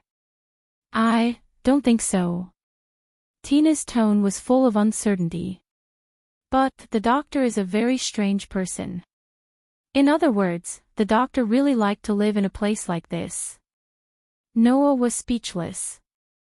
As the saying went, there was only a fine line between a genius and a lunatic, and a smart person often meant that they were also strange people. One of the strongest minds in the world was definitely an out-and-out weirdo. That's strange, is the doctor not here? Tina began to look around as she walked in. Doctor, are you here? Noah followed behind Tina as she called out to him. His gaze swept over the culture tanks that contained the carcasses of the primitive intestinal animals. Slap, suddenly, a hand grabbed Noah's foot. A sense of horror immediately rushed from Noah's feet to his spine. Noah turned around abruptly, lowered his head, and looked under himself. As a result, a face covered by long bangs was imprinted in Noah's eyes. Just as Noah was about to throw a punch, the face spoke. Is there anything to eat? Noah almost broke down. Chapter 21:12.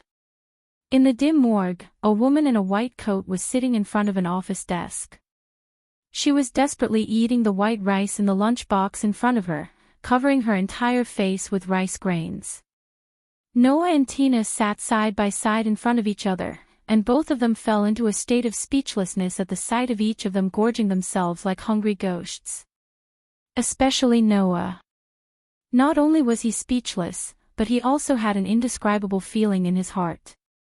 The woman in front of him was eating and drinking like a starving ghost. If one only looked at her appearance, she was simply sloppy to the extreme.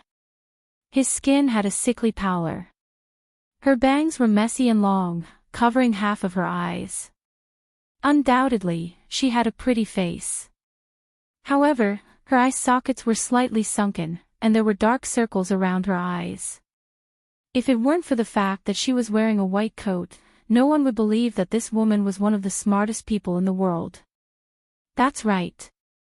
This woman was Miroto Jean.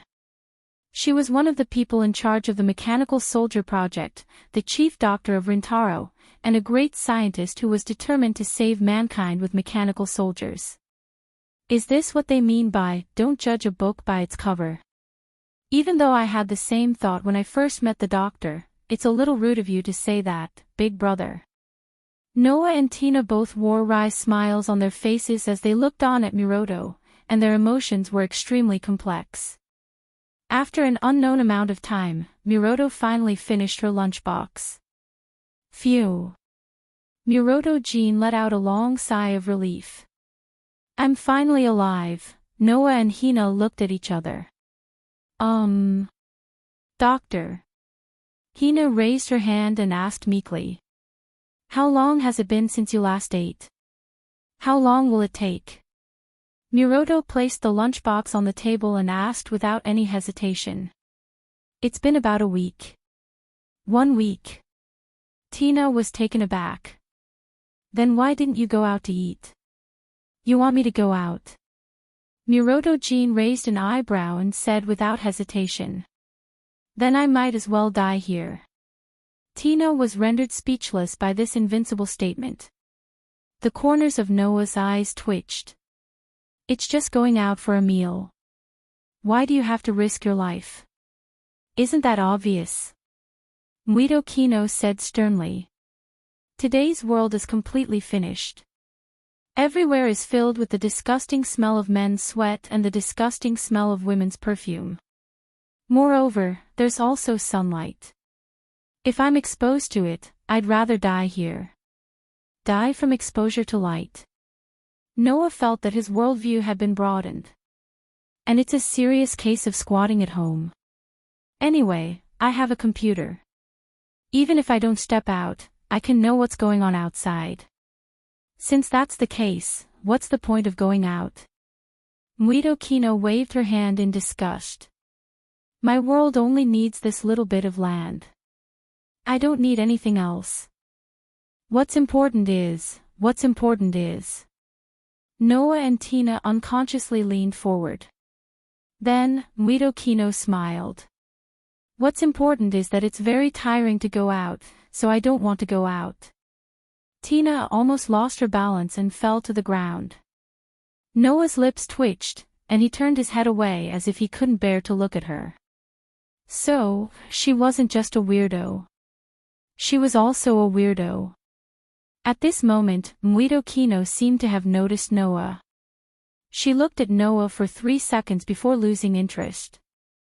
I thought Tina would bring me a corpse. What a bummer. Do you want to see a corpse more than a living person? There have been too few deaths recently. Instead, there are more and more corpses of primitive animals. I almost don't have any new corpses to report here. They're all those stinky primitive animals. Don't human corpses stink? When will I get a new corpse? I want to find a boyfriend. Hurry up and bring it to me. Is it okay to find a corpse to be a boyfriend? Oh right, a lot of terrorists died yesterday. Apparently, they were all killed by attacking Mogging.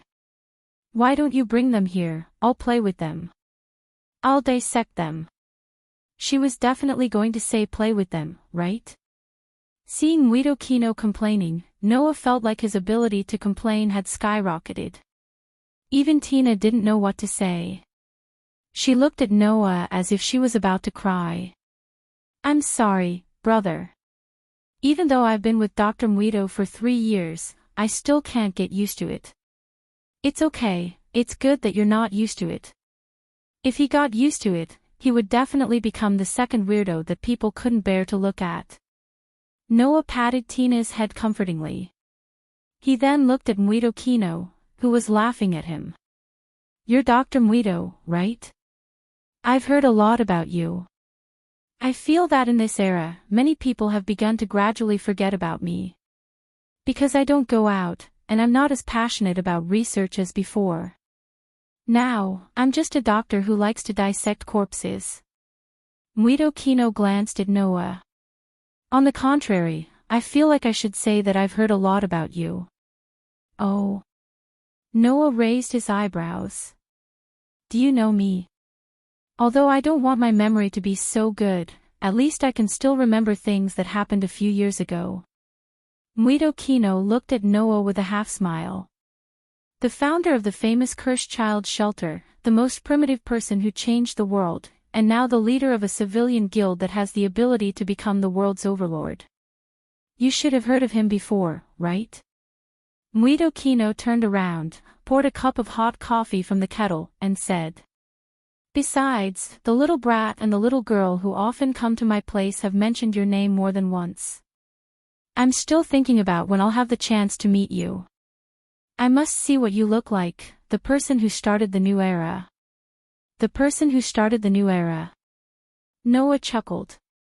Aren't you flattering me a little too much? Being overly modest isn't a good thing. Muido Kino poured 2 cups of coffee and handed one to Noah and the other to Tina. I believe you know better than I do how filthy this world had become because of hatred and darkness. Your appearance had made this world that was as dark as sewage much cleaner. Though it is still murky, you at least brought hope. Your fairyland is unquestionably the beginning of a new era, and you have made it develop with that as its goal. Am I wrong? Half right and half wrong, Noah took the coffee and sipped it nonchalantly. Perhaps I want the children of fairyland to be reborn, praying that there would be a day where people would forget their hatred with that place as a starting point. However, Doctor, it's not the world that's dirty, but humans themselves. You're mistaken about that. Humans don't represent the world, you know. Interesting way of putting it. Muido Kino looked at Noah with interest and said meaningfully. But it's because humans can't represent the world that the protogut animals appeared, right? The atmosphere in the morgue instantly turned heavy. All right, let's not talk about these meaningless things. Muido Kino crossed her legs and looked at Tina. Since you brought this brother of yours, you don't want me to defend Sandfeld, do you? Yes. Tina nodded. Actually, it's your big brother who wants to talk to you. That's to be expected. She turned around and looked at Noah. Her eyes, which were covered by her bangs, slowly narrowed. Is it related to the attack yesterday? Most of it. Noah put down the coffee in his hand and met Muido Kino's gaze. It's like this, therefore, Noah told Muido Kino everything that happened last night. Listening to Noah's explanation, Muido Kino's expression became a little solemn. When Noah mentioned Juiyu, her pupils slightly shrank, and she fell into silence. A protoget animal that can be controlled by humans and a mechanical soldier that can be reborn with just a piece of brain fragment. Muido Kino mocked. So that's where you went, Albrecht Grunewald. Chapter 21:13. Noah and Hina both reacted when they heard Mudo Jin's sarcastic tone. This name. Hina raised her eyebrows and said tentatively. It's the name of the person in charge of the mechanized soldier project, right? That's right. Mudo Jin's sarcastic tone didn't weaken. Albrecht Grunewald, who was in charge of the entire mechanized soldier project and was in charge of all of us. That's the guy I just mentioned. Then why are you mentioning him now? Noah frowned. Could it be that he's the one who mechanized Juiweren? Are you trying to say that I'm baseless? Mudo Jin curled her lips. But I'm certain that he's the one who mechanized Juiweren. Undoubtedly, Mudo Jin's words were baseless, but Noah's frown deepened. Looking at Noah's expression, Muido Kino suddenly said. At the beginning of the mechanized soldier project, Arthur, and I all had our own research institutes in Japan, the United States, and Australia. You should know this, right? Of course. After all, after the mechanized soldier project was launched, the project was given another name by the person in charge. The Japan branch was called the New Humanity Creation Project. The United States branch was called Next. The Australia branch was called Obelisk. Of course, as the people in charge of the three countries, Mudo Jin, Ayn Rand, and Arthur Shannock all had their own research institutes in their own countries. In that case, I want to ask you. Mudo Jin looked straight at Noah and said. Have you ever heard of the person in charge of Germany setting up his own research institute in Germany? Noah was stunned for a moment, and then he suddenly understood. That's right. The first three people in charge all had their own research institutes and projects. Only Grunewald, in this regard, only mentioned that he was the highest person in charge of the entire project and that he belonged to the country. There had never been any mention of a German branch project or research institute. That's why that guy has always been weird. Muido Kino clicked her tongue. He didn't set up a research institute in his own country. Instead, he set up his own research facilities in Japan, the United States, and Australia to carry out the mechanization program. Therefore, in Japan, there were also people who were transformed by Grunewald. A Japanese cyborg. Noah's heart skipped a beat. Could it be? Looks like you've already figured it out. Muido Kino confirmed Noah's guess. It's that mechanical soldier called Leech Shadow Een. What? Tina was shocked. In other words, the Leech Shadow Een was not modified by you, but by Professor Grunewald? That's right. Miroto nodded. Although the Leech Shadow Een is nominally a mechanical soldier of the New Human Creation Plan, and it was once part of the 787th Mechanized Special Unit of the Eastern Ground Self-Defense Force, it is not under my jurisdiction. It is under the jurisdiction of Grunewald. In other words, the Leech Shadow Een was most likely sent by Grunewald to participate in the attack. Since the Leech Shadow Een was with the Leech Shadow Een, it was very likely that the Leech Shadow Een was transformed by Grunewald. But this doesn't seem to be convincing, right? Noah pondered for a moment and said. Even if the leech shadow Ian was transformed by Professor Grunewald, and the leech shadow Ian was with the leech shadow Ian, it still can't be confirmed that the transformation was done by Grunewald. No, I can be sure, Muido Kino said impatiently. Let's put aside the operation of injecting the protozoan virus into the human brain fragment and using the protozoan's regenerative ability to restore the entire brain. Just the technology of putting a human brain into a mechanical body and smoothly connecting the brain to the mechanical body so that the neurons can be transmitted to every corner of the mechanical body and move like one's own body is something I don't have the confidence to do. You don't have the confidence to do it. Tina was shocked. You mean? Noah had a flash of inspiration, and he understood Muido Kino's thoughts. You know what I'm trying to say, right? Muido Kino spread her hands. Since I don't have the confidence to do it, and Arthur won't be able to do it either. Only Grunewald is obviously more talented than the three of us. I've stolen his mechanical soldier blueprint before, but I couldn't understand a part of the blueprint at all. I can prove it. Now, even Tina understood why Muido Kino was so sure that the leech Shadow Yin's mechanical surgery was done by Grunewald. It was because among the four wise men, only Grunewald's technology was better than the other three. Therefore, since the large-scale mechanical surgery that even Muido Kino didn't have the confidence to do appeared on the leech Shadow Yin, it could only be Grunewald's doing. Also, I can't control the protozoa either, but now, it appeared. So, the only person who can do this is Grunewald. Muido Kino concluded. This guy disappeared for so many years, and I thought he was hiding somewhere. Now, it seems that he's in the so-called Wuxiang Association. As soon as Muido Kino finished speaking, the entire operating theater fell into an indescribable silence. Tina didn't say anything. She just looked at Noah. Noah also fell into silence. After a while, he raised his head and looked at Muido Kino. Can I trust you? This sentence made Muido Kino raise her eyebrows, and then she laughed out loud. Trust? Muido Kino seemed to be laughing so hard that her stomach hurt a little. She held her stomach and waved at Noah as if she couldn't help but laugh. It's better not to. In this era, the trust between people is extremely fragile. I used to be unwilling to trust anyone. After all, I've seen hell before. As one of the strongest minds in the world who once aspired to save mankind, if she didn't experience despair and saw too much hell, how could she set such an ambition? In addition, just like how Miroto Nara once stole Grunewald's technology, many people would try to get close to Miroto Nara in an attempt to steal her technology.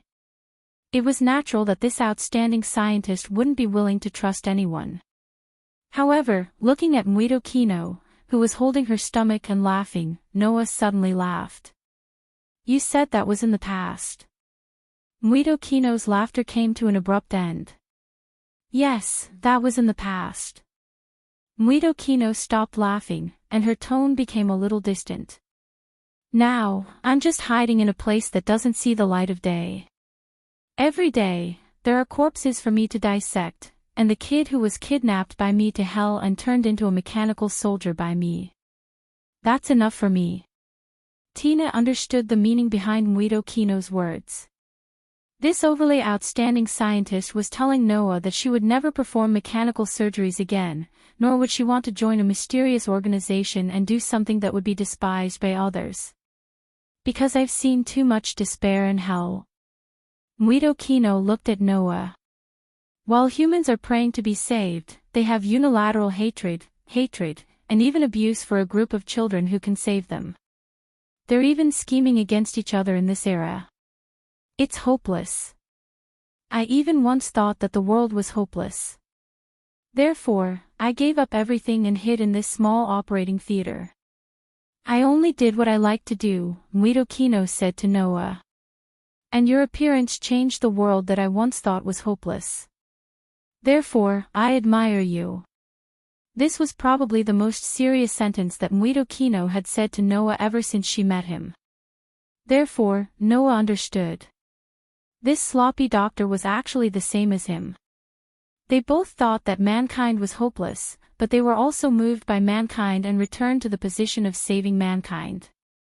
However, what moved Noah was the people in Tokyo who made him feel the existence of hope. The person who moved Muido Kino should be Rentaro, right? Chapter 21:14. After coming out of the affiliated university hospital, Noah fell into deep thought as he recalled everything that happened last night and what he said to Miroto. Brother. Hina hugged Noah's hand and spoke softly. Are you still suspicious of Dr. Muto? No, I don't suspect that doctor anymore.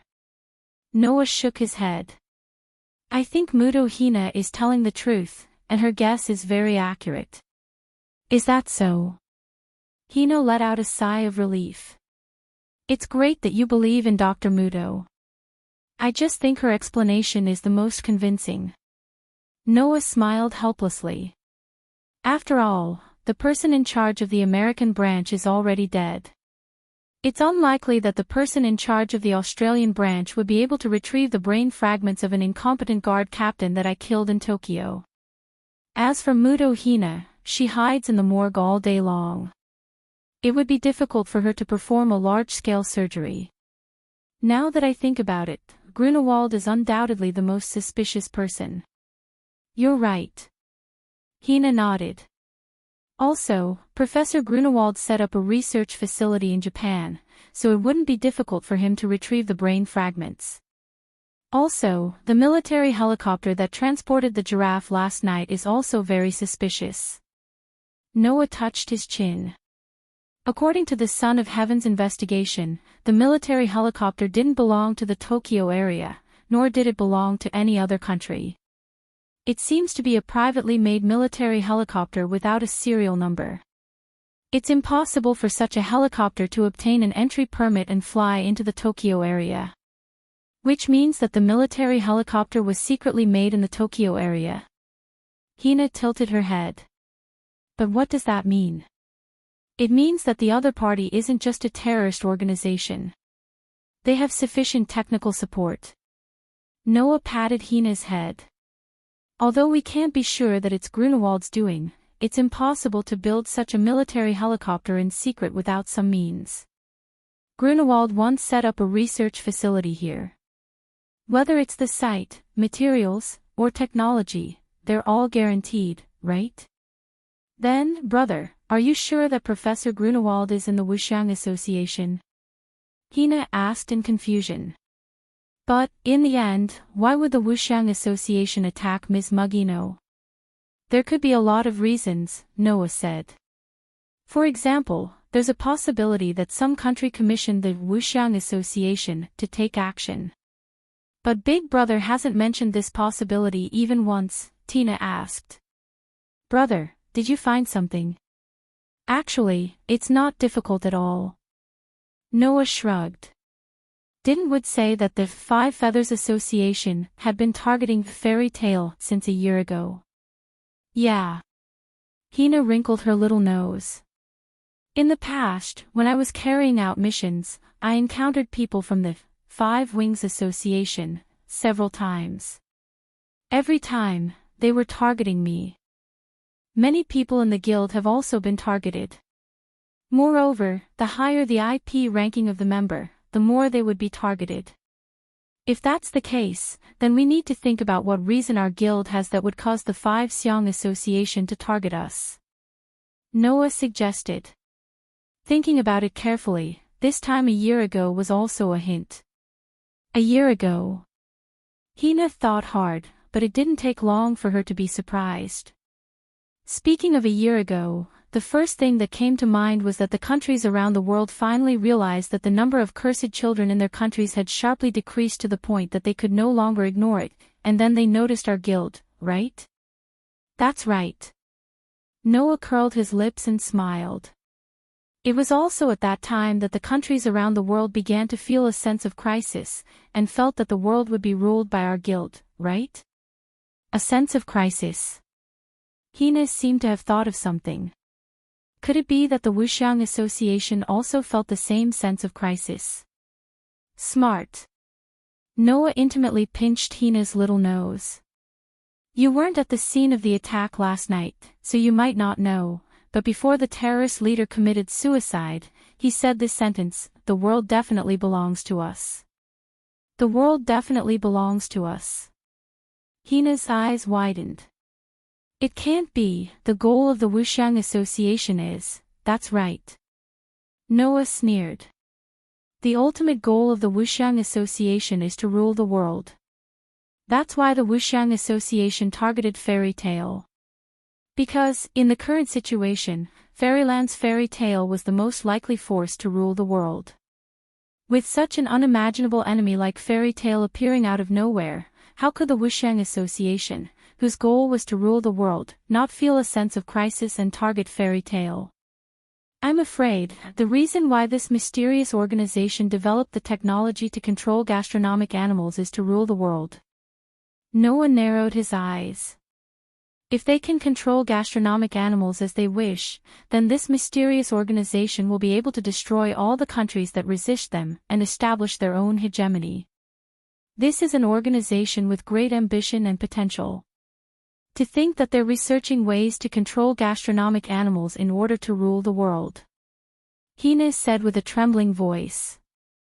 Are these people crazy? Among humans, there will always be some who daydream all day long, and do whatever they can to achieve it. Noah's voice carried a hint of coldness. They never think of others, only think of themselves, causing a lot of trouble for others, and in the end, letting others solve the problems they left behind. Just like what Muto Kino said, humans are hopeless. Then brother, what should we do? Hina looked up at Noah. Should we find this Five Xiang Association and completely annihilate it? Of course, let these rats hide in the corner and occasionally come out to bite us. We have no reason not to spray rat poison on them. Noah didn't hesitate at all. Since we're sure that they want to hurt us, then we have no reason to let them take advantage of us, even if it's not for ourselves. Yes, even if it's not for ourselves. Hina hugged Noah's arm and smiled. That's because we, Fairy Tale, have always fought to protect our companions and family. Hearing this, Noah also smiled, squatted down, and dotingly patted Hina's head.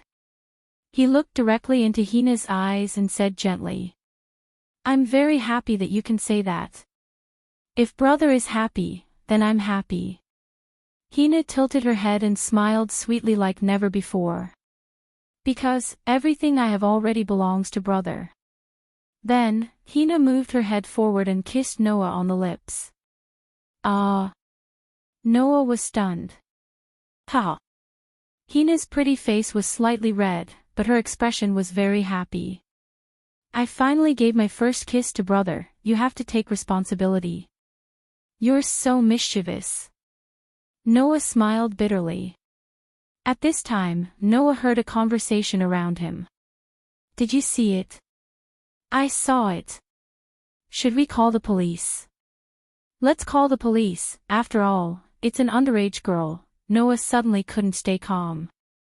It wasn't until this moment that Noah remembered.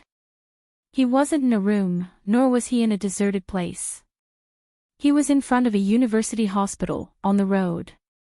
Noah didn't even need to look to know that the people on the road were looking at him with contempt and indifference. Immediately, Noah hurriedly said, Okay, since we've confirmed what we should confirm, then let's fulfill our promise and go shopping while we still have time. Hina's eyes immediately sparkled, and she was eager to do something. Then let's hurry and go. Tina latched onto Noah's arm as she spoke and ran forward with an elated expression on her face. Looking at Tina's pretty face that was brimming with a smile, Noah, who had only casually uttered an excuse to leave in a moment of desperation, could not find a reason to go back on his words. With a helpless and bitter smile, he allowed Tina to pull him and run forward. Chapter 21:15. After that, Noah accompanied Tina to almost the entire commercial street. In the past, when Noah had first met Tina, he had also taken Tina out for a stroll. That time was probably the first time in Tina's life that she felt human warmth. However, at that time, Yenju and Xiaoshi also went. In the eyes of others, it was like a brother taking three sisters out to play. But this time, there was only Noah and Tina, and it seemed that Tina was even happier than the last time. As such, Tina had completely transformed into a little girl of her age today, and she had been running around with Noah all this time.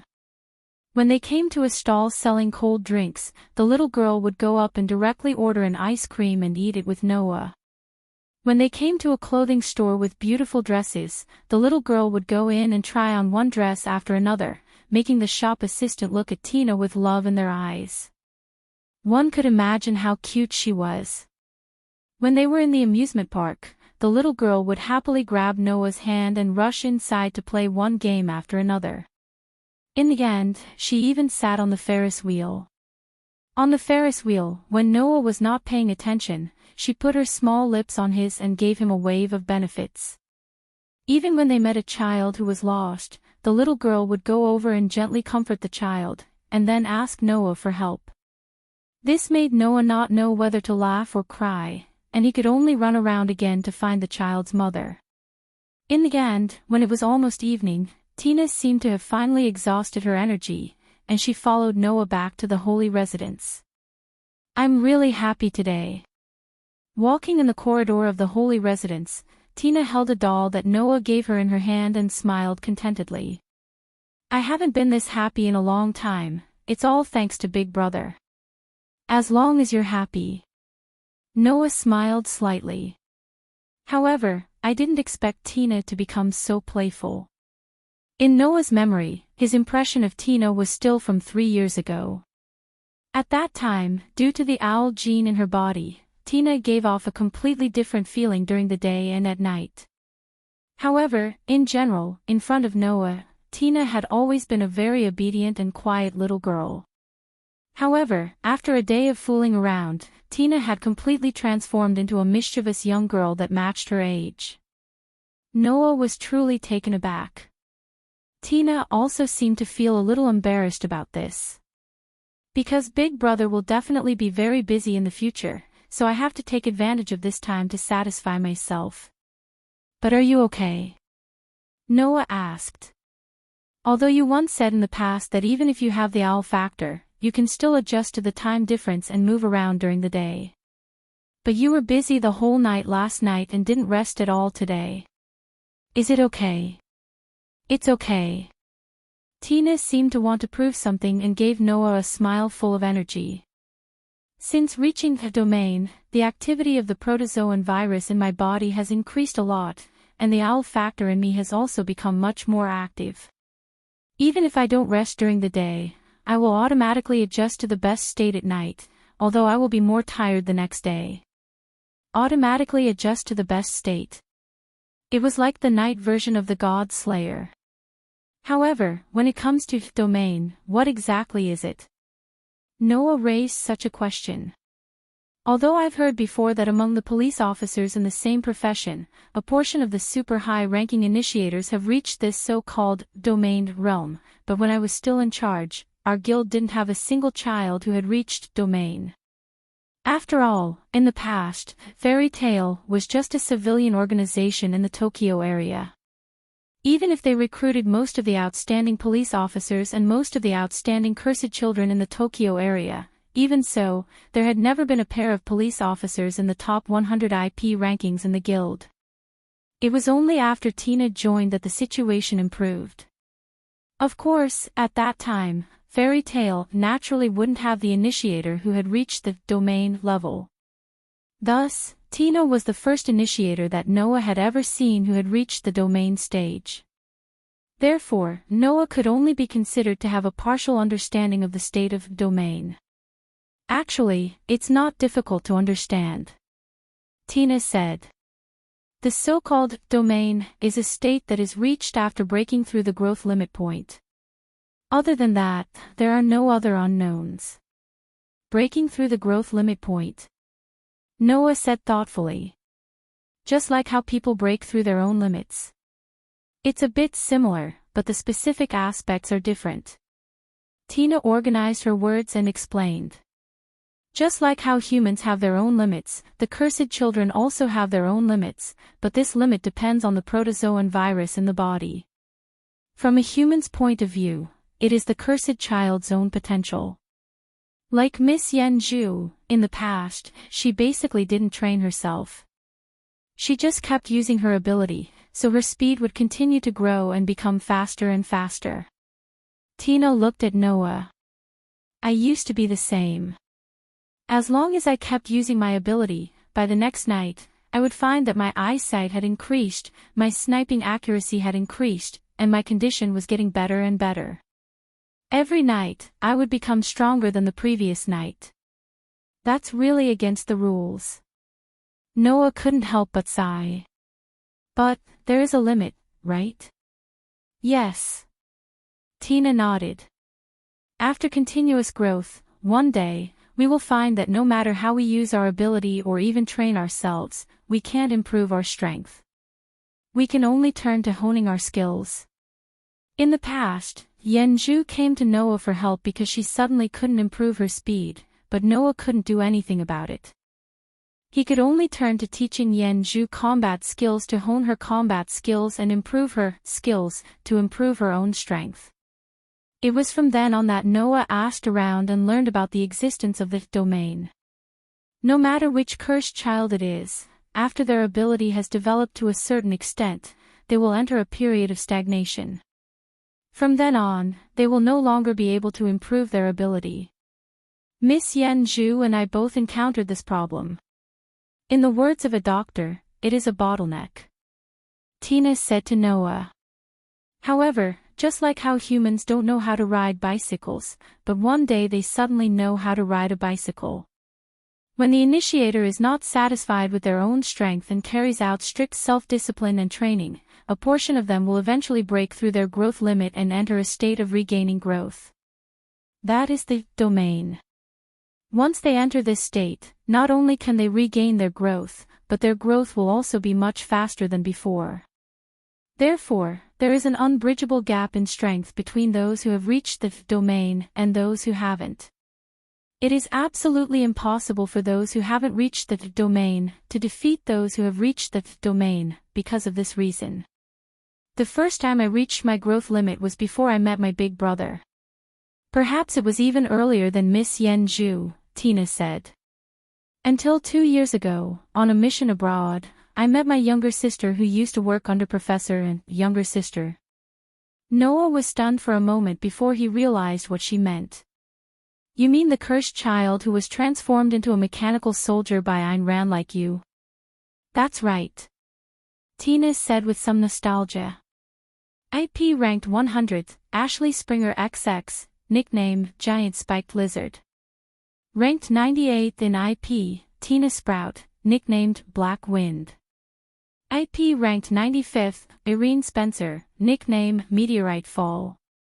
IP ranked 88th, Faker Miller, nickname Black Belly. IP ranked 70th, Louise Selesny, nickname Demon Queen. Ranked 21st in the IP rankings, Rita Salisbury, nicknamed Hades. The 6 above are the people who Professor Ayn Rand bought from the black market under various names when she was still alive. She used mechanical surgery to create these people who have the ability of both cursed children and mechanical soldiers. Tina's voice became a little heavy. After Professor Ayn passed away, all of my sisters also lost their jobs and shelter. Chapter 21:16. Among the police, there was a saying that was not well known, but it was often mentioned. The top 100 police officers in the IP ranking are all people who sold their souls to the devil.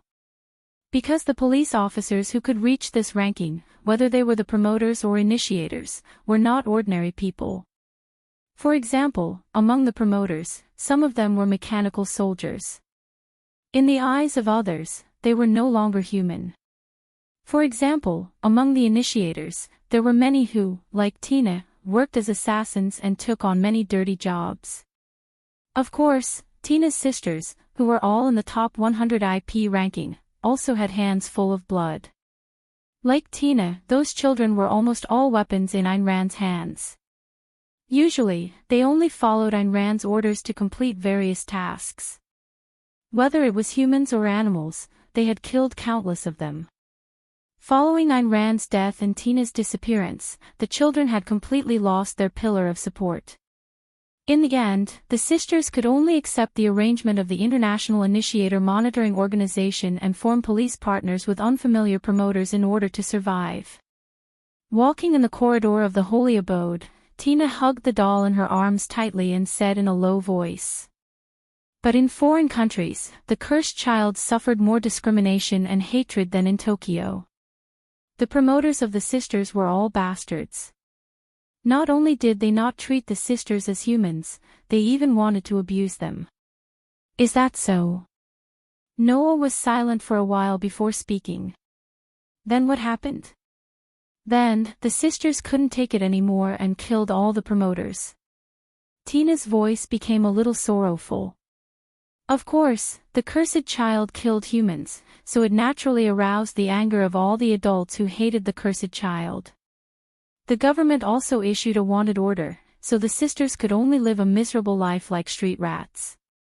In the end, they could only go to the black market and accept assassin jobs again to survive. After living like this for a year, the children encountered Tina, who went abroad for a mission. At that time, I received a mission to protect a foreign high-ranking official, and the sisters took on the job of assassinating the official. Tina seemed to be completely evoked by the memories and bit her lip. In the eyes of the sisters, I was undoubtedly a traitor after joining the guild. After a year of accumulated grievances and hatred, they turned their swords on me and even tried to kill me. As one of Ayn Rand's sisters, Tina must have built a good relationship with her sisters, right? Even though they weren't related by blood, Noah could easily imagine how terrible it must have been for Tina to attack her younger sisters. Furthermore, in Tina's heart, perhaps she really did think that she had betrayed her sisters. In fact, even Ayn Rand had died because of her, causing all of her sisters to have one foot in hell. That kind of guilt was enough to crush a 10-year-old girl. However, Tina didn't give up. Although it was very uncomfortable, I felt the warmth of home in Fairy Tale. I made many friends and companions here, and I even got to know my big brother. Tina's expression became somewhat resolute. So, I didn't want to die. Even if all of my sisters were on par with me or even stronger than me, including Rita, who was ranked 21st in IP, I didn't want to give up on this life that was saved by my big brother. It was under that kind of resoluteness that Tina resisted. Facing 5 sisters who were on par with her or even stronger than her, Tina gave it her all and started a battle. In the end, under her obsession, Tina found that her abilities that had been stagnant began to gradually improve during the battle, and the rate of improvement was getting faster and faster. In other words, during that battle, Tina successfully broke through the limits of her growth and reached the domain realm. Tina, whose abilities were rapidly improving, finally defeated her 5 sisters and successfully survived. That was my experience of reaching the domain. Tina broke free from the memories of the past and smiled at Noah. From then on, my abilities grew again. Just like before, as long as I continued to use my abilities, they would continue to improve. Even now, it hasn't stopped. Perhaps, for Tina, that was not only a breakthrough in her growth limit, but also a breakthrough in her state of mind. Immediately after that, Tina grew rapidly all the way until now. She was ranked first in IP and had obtained the title of the strongest initiator. Noah was silent. After accidentally learning that Tina had such an experience, Noah felt a little regret in his heart.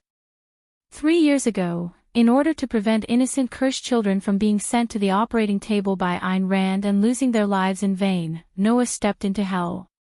At the same time, in order to save Tina, he resolutely instigated Chiwa Zhongshuan to assassinate Ayn Rand. In the end, Noah forgot that in Ayn Rand's hands, there might be children who had the same abilities as Tina, cursed children and mechanical soldiers. Unexpectedly, the decision at that time, while saving Tina and the children who were not killed, actually caused Tina's sisters to fall into such a situation. That was indeed Noah's mistake. If he had thought of this earlier, Noah would definitely have sent people to bring those children over, right? What happened after that? Noah could only suppress the slight regret in his heart and laughed bitterly. How are your sisters? Hearing this, Tina turned her head and looked at Noah with a pair of sapphire blue eyes. As if seeing Noah's regret in his heart, she smiled slightly.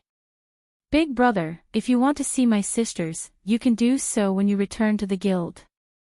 Return to the guild. Noah was slightly taken aback, but he quickly reacted.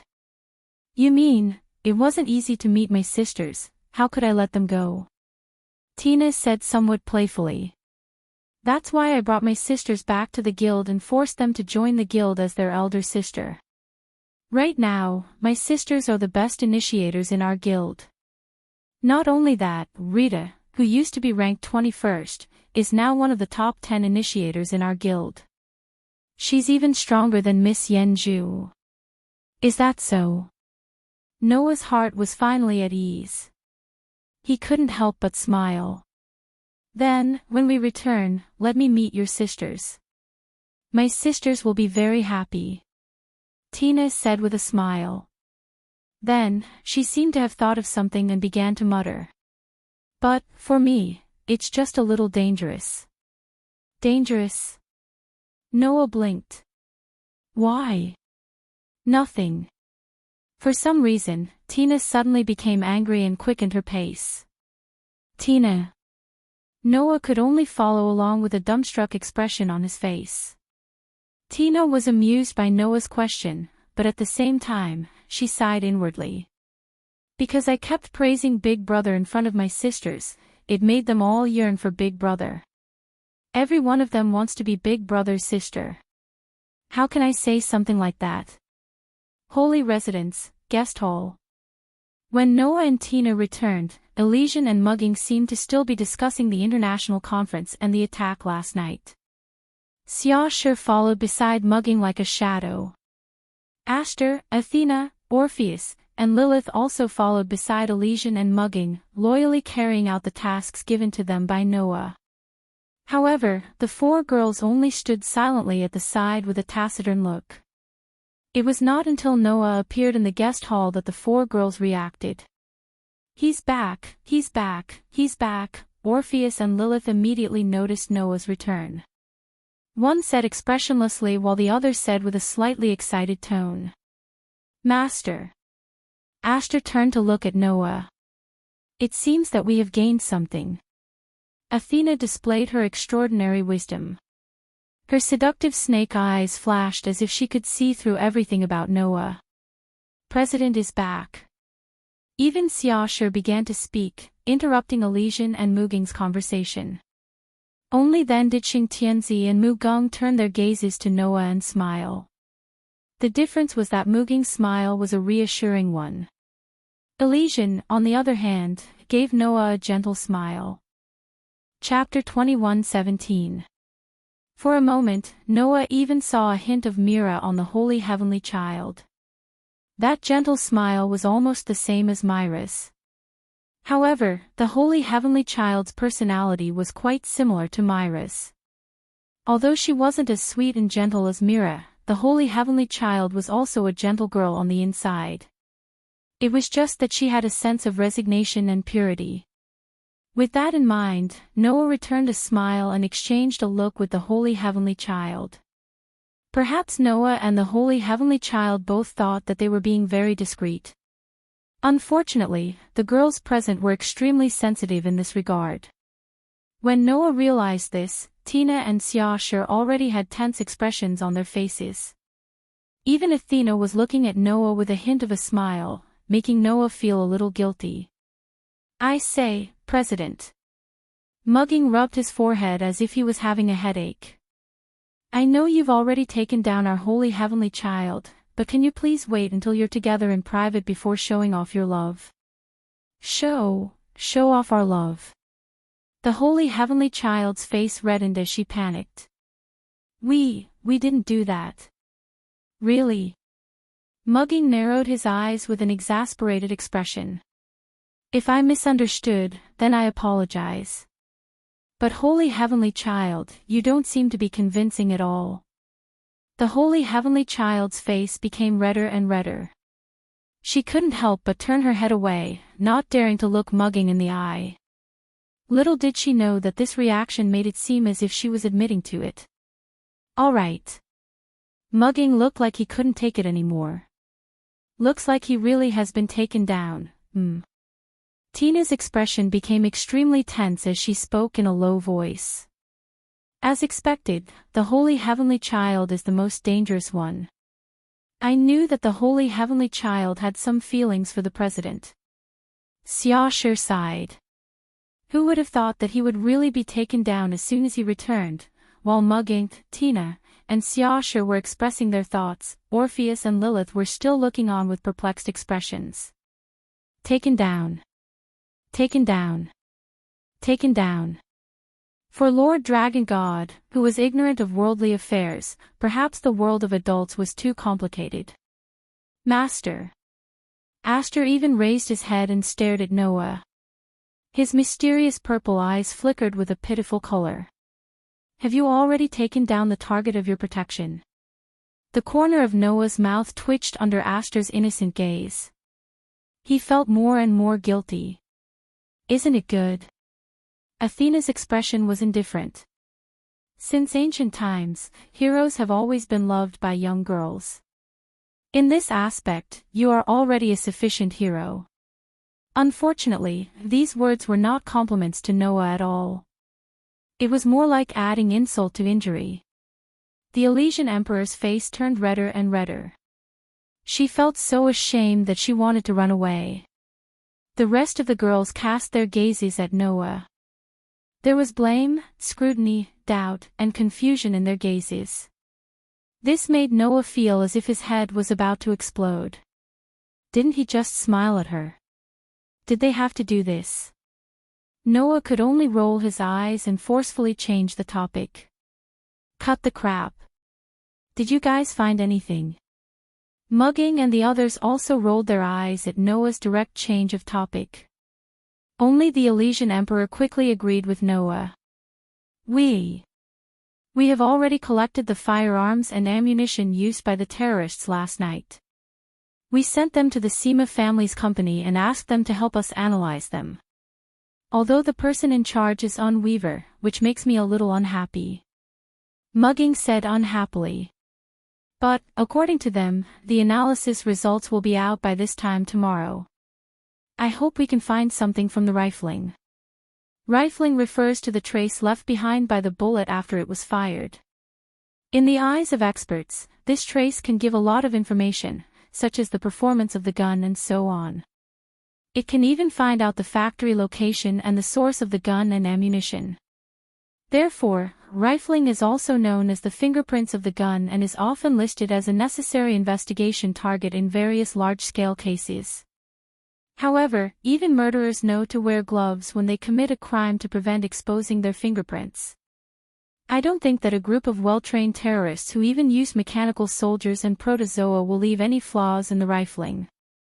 In the end, we won't be able to find any rifling records, right? Noah said to the Elysian Emperor and Mugging in an affirmative tone. But, the Sima family has now almost monopolized the entire weapons business in Tokyo. The guns and ammunition that appear in Tokyo, unless they are smuggled in, will definitely be found out where they were made. If those guns and ammunition were made in Tokyo, it proves that the terrorists are likely to have their own underground arsenal. The Elysian Emperor's tone was a little solemn. Even if it is for the residents of Tokyo, they must be found. I will leave this to you. Noah shrugged. I just think that before we find out, you should be attacked again. Us? The Elysian Emperor and Mugging suddenly cast a speechless look at Noah. Noah was stunned and asked curiously. Why are you looking at me like that? The Elysian Emperor and Miss Mugging want to tell the president, please don't forget yourself. Xiaoshi interrupted. Please don't forget, now, you are the terrorists' primary target. Hearing that, Noah finally understood what they were trying to say. The terrorists attacked Mugging because Mugging was the acting president of Fairy Tale, the leader of a force that now had the ability to compete for world domination.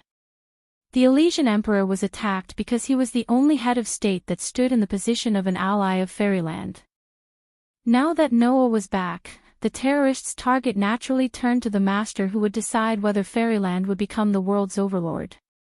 Noah had been paying attention to the safety of Mugging and the Elysian Emperor, but he forgot. Now, he was the terrorists' primary target. I really forgot about it. Noah could not help but laugh. But, if they are only targeting me, then that's great. After all, Noah had to pay attention to the terrorists because he needed to take care of the people around him. If it was only his problem, then, for Noah, it was really easy to solve. Not to mention, the little girls around Noah would not let the terrorists do whatever they wanted. No matter who they are, as long as I am with Master, then we will not lose. Aster said expressionlessly. I am Master's sword, so I will protect Master. Protect Noah. Orpheus' young face also had a layer of seriousness. Protect Noah, protect Noah. Lilith even got into her stance, her small fist swung forward a few times, creating a heavy sonic boom. The terrifying power that seemed to be able to directly shatter space made the Elysian Emperor, Mugging, and Xiaxia tremble in fear. Only Athena turned her head away in boredom. This was because she knew that in this world, no one would be able to threaten Noah no matter how big of an accident it was. Otherwise, Noah wouldn't have asked them to protect the people around them. Of course, I will also protect Big Brother. Tina hugged the doll and smiled at Noah. After all, I am the one who started Big Brother. Then I really have to thank you. Noah smiled at the group of little girls and touched them one by one. Of course, he touched their heads, and those who had other thoughts were all facing the wall. Elysian Emperor could not help but laugh when he saw the scene of Noah mingling with the girls. Xiaxia's eyes had a hint of envy. As for Mugging, before he could say anything, he received a call. Mugging took out his phone and placed it on his ear. The next second, his eyes lit up and he suddenly smiled. What's wrong? Noah saw this scene clearly and asked curiously. Did something good happen? It should be considered good, right? Mugging hung up the phone and said to Noah with a face full of smiles. A certain police officer with a strong sense of justice is back, and he is already in the Tokyo area. Noah raised his eyebrows at once, and then smiled. Chapter 21:18. Tokyo Area, Airport. In the crowded airport lobby, Noah and Hina walked in from the direction of the main entrance. They followed the signs and arrived at the arrival area. It didn't take much effort for Noah to discover a pair of rather conspicuous partners among the people who had arrived at the airport. Of course, it was a police officer pair. The initiator was a young man in his 20s wearing a uniformed suit. The initiator was a young girl who was about 13 or 14 years old. She had 2 ponytails and was wearing a fancy dress, a jacket, and a pair of high boots. The police officer pair was squeezed in the crowd and quarreled for some reason. I say, Rentaro, is the president really back? I say, Yenju, you've asked this question no less than 10 times. I've also answered you no less than 10 times. At least, that's what I said on the phone. But, didn't you say the president would come to pick us up? I haven't seen her yet. I just called Miss Mugging 20 minutes ago. How could she be here so soon? Could it be that you, this muddle-headed fool, got the time wrong? You're the only one who would get the time wrong, not me. Rentaro, you're so annoying. No wonder Mugging doesn't care about you. Even her childhood friend doesn't like you. I think you can only be single for the rest of your life. So noisy. It's not your turn to criticize me, you underage brat. Seeing the clown pair quarreling among themselves and scaring away the pedestrians around them, Noah and Hina looked at each other. Then, they couldn't help but laugh at the same time. Just as Hina opened her mouth and was about to call for help, Noah pressed on Hina's shoulder. He looked at the initiator who was quarreling with the initiator and slowly raised the corners of his mouth.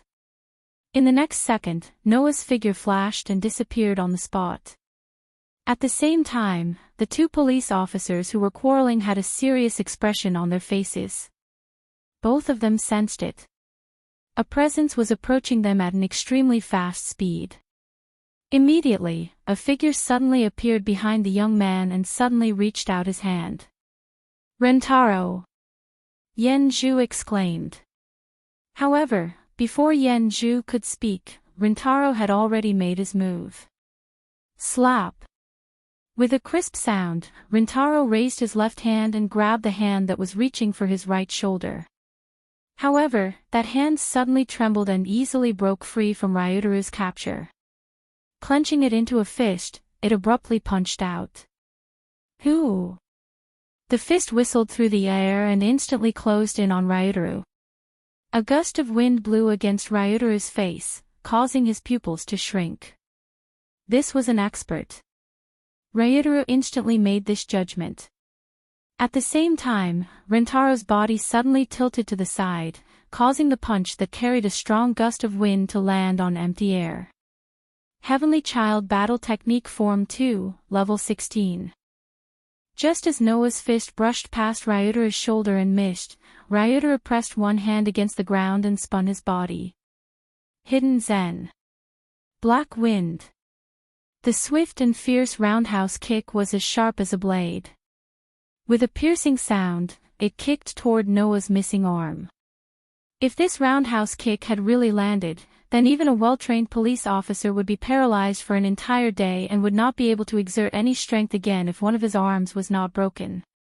Unfortunately, almost at the same time, Noah suddenly turned his fist into a palm, and with a backhand chop, he collided heavily with Rentaro's ferocious kick.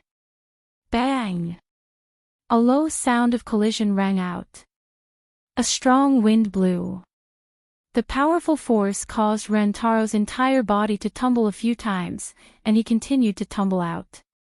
At this time, Ryutaru was finally shocked. Although he did not release his prosthetic arm, without using the ability of the mechanical soldiers, Ryutaru had already used all his combat power. Compared to Ryutaru 3 years ago, who would have been trash if he did not release his prosthetic arm, Ryutaru's skills had improved a lot after 3 years. Compared to himself 3 years ago when he released his prosthetic arm, Ryutaru was almost on par with him. In the end, not only did he not gain any advantage in one move, but he was also suppressed. While Ryutaru was still in shock, and before he could stabilize his body and mind, Noah had already dashed out. In a flash, he appeared in front of Ryutaru. His punches and kicks were like a storm as he unleashed an extremely violent attack. Ryutaru's heart tightened. He could not care less. With a leap, he got into a fighting stance and faced Noah's fierce attack. Bang, bang, bang, bang, bang.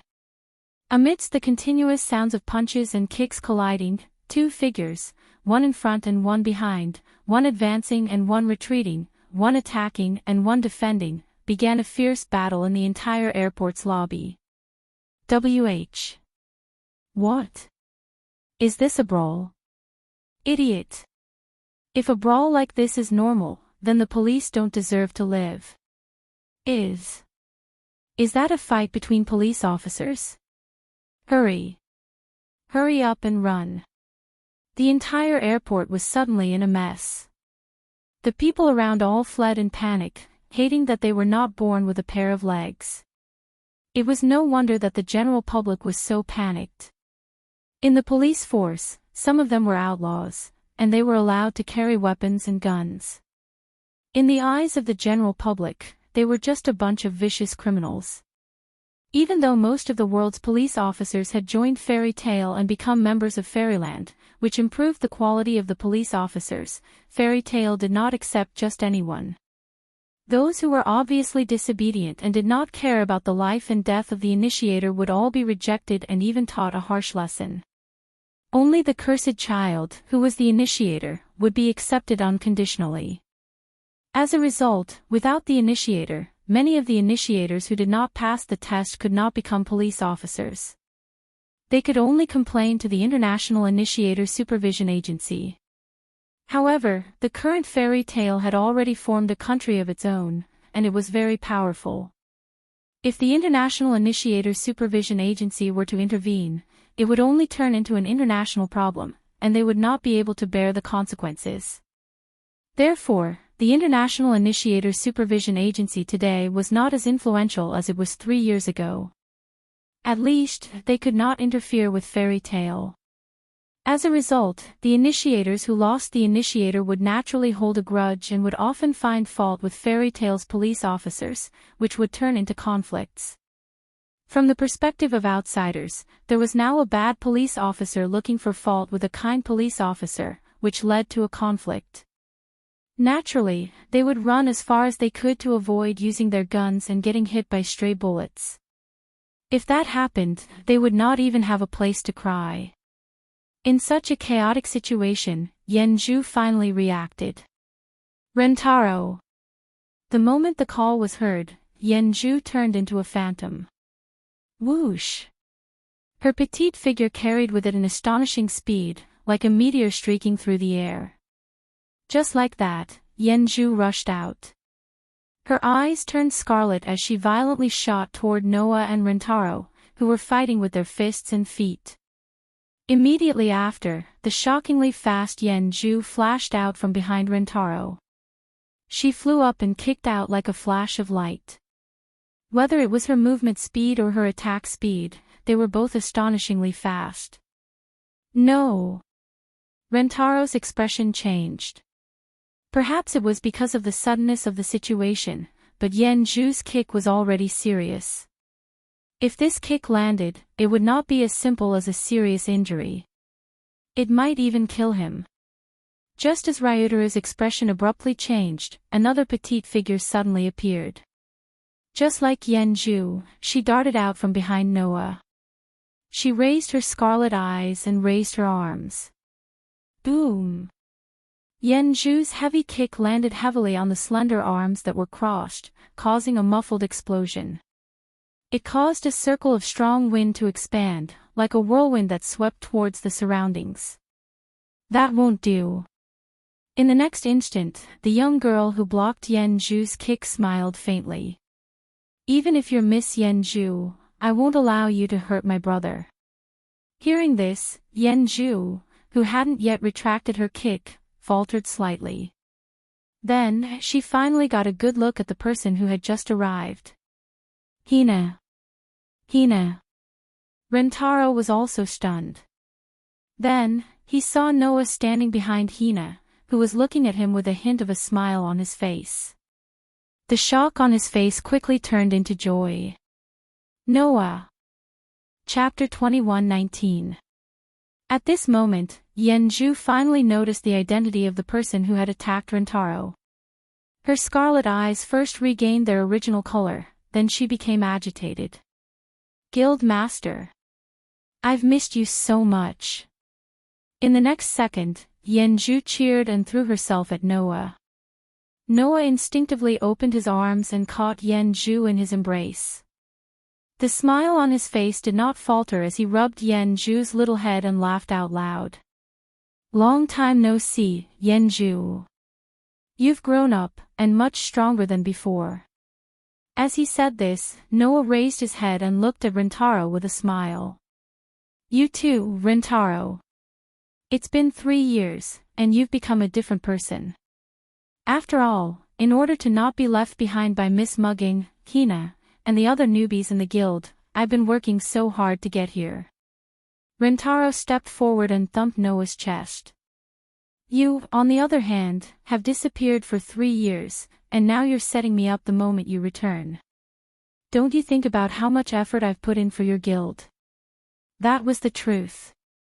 When they first turned to the establishment of Fairyland, which was also the development plan Noah had set before he left, Rentaro had begun his mission with Yenju as the leader of the tour group that Fairy Tail sent to various parts of the world in order to bring the cursed children from all over the world to Fairy Tail. Over the past 3 years, Rentaro and Yenju had been traveling all over the world, repeating the task of secretly sending the cursed children from all over the world to Fairyland. The hardships they encountered during that period were not something that could be easily dealt with. Leaving aside the difficulty of moving the cursed children around the world, just moving all of them to Fairyland was a problem in and of itself. After all, unlike in the past when one could travel between countries by taking a plane, in today's era, the threat of protozoa was almost everywhere. Even if there were still flights, they had to be equipped with police and guards. Otherwise, they could only wait to be eaten by protozoa. Naturally, the mass transfer of the cursed children could not be carried out openly. Therefore, the entire transfer process, from the preparation of transportation to the deployment of guards, had to be handled by Fairy Tail. In light of this, it was easy to imagine how much effort and hardship Rentaro had put in as the leader of the tour group for the past 3 years. Especially a year ago, when the various countries around the world finally noticed the mass exodus of the cursed children and started to control the outflow of the cursed children, the tour group led by Rentaro had to face difficulties and obstructions from various countries. Sometimes, they even had to fight with high-ranking police officers. This kind of life could be said to be like going from the water to the fire. He didn't know how many Azura battlefields he had experienced. Thus, in the Fairy Tail, the most hard-working ones were Mugging, Hina, and Xiaoshi, while the most hard-working ones were Rentaro and Yenju. I know you are a great contributor. Noah shrugged.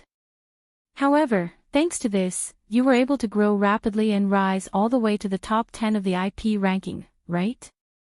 If it wasn't for the many dangers and experiences he had experienced, how could Rentaro's strength increase so quickly? Even if he didn't use the ability of the mechanical soldiers, he would still be able to compete with his full strength 3 years ago. Yenju's strength increased so quickly because of this, right? Noah patted Yenju's head. Could it be that you have also reached domain? Hee. Yenju didn't answer. She only made a V gesture to Noah, but it was more useful than any answer. However, it was not difficult to guess that Yenju had reached domain. After all, before Noah left, Yenju had already reached her growth limit. Her speed could no longer increase, and her ability could no longer be improved. But just now, Yenju's speed had reached an astonishing level. It was much faster than when Noah left 3 years ago. Since she had already reached her growth limit, it was reasonable to say that she could no longer grow. However, Yenju's speed had greatly increased. Wasn't this the proof that she had broken through her growth limit and reached domain? Hina reached domain 2 years ago, and I reached domain 1 year ago. Yenju said proudly with her hands on her waist. If it wasn't like this, how could Rentaro have reached the top 10 of the IP ranking by himself?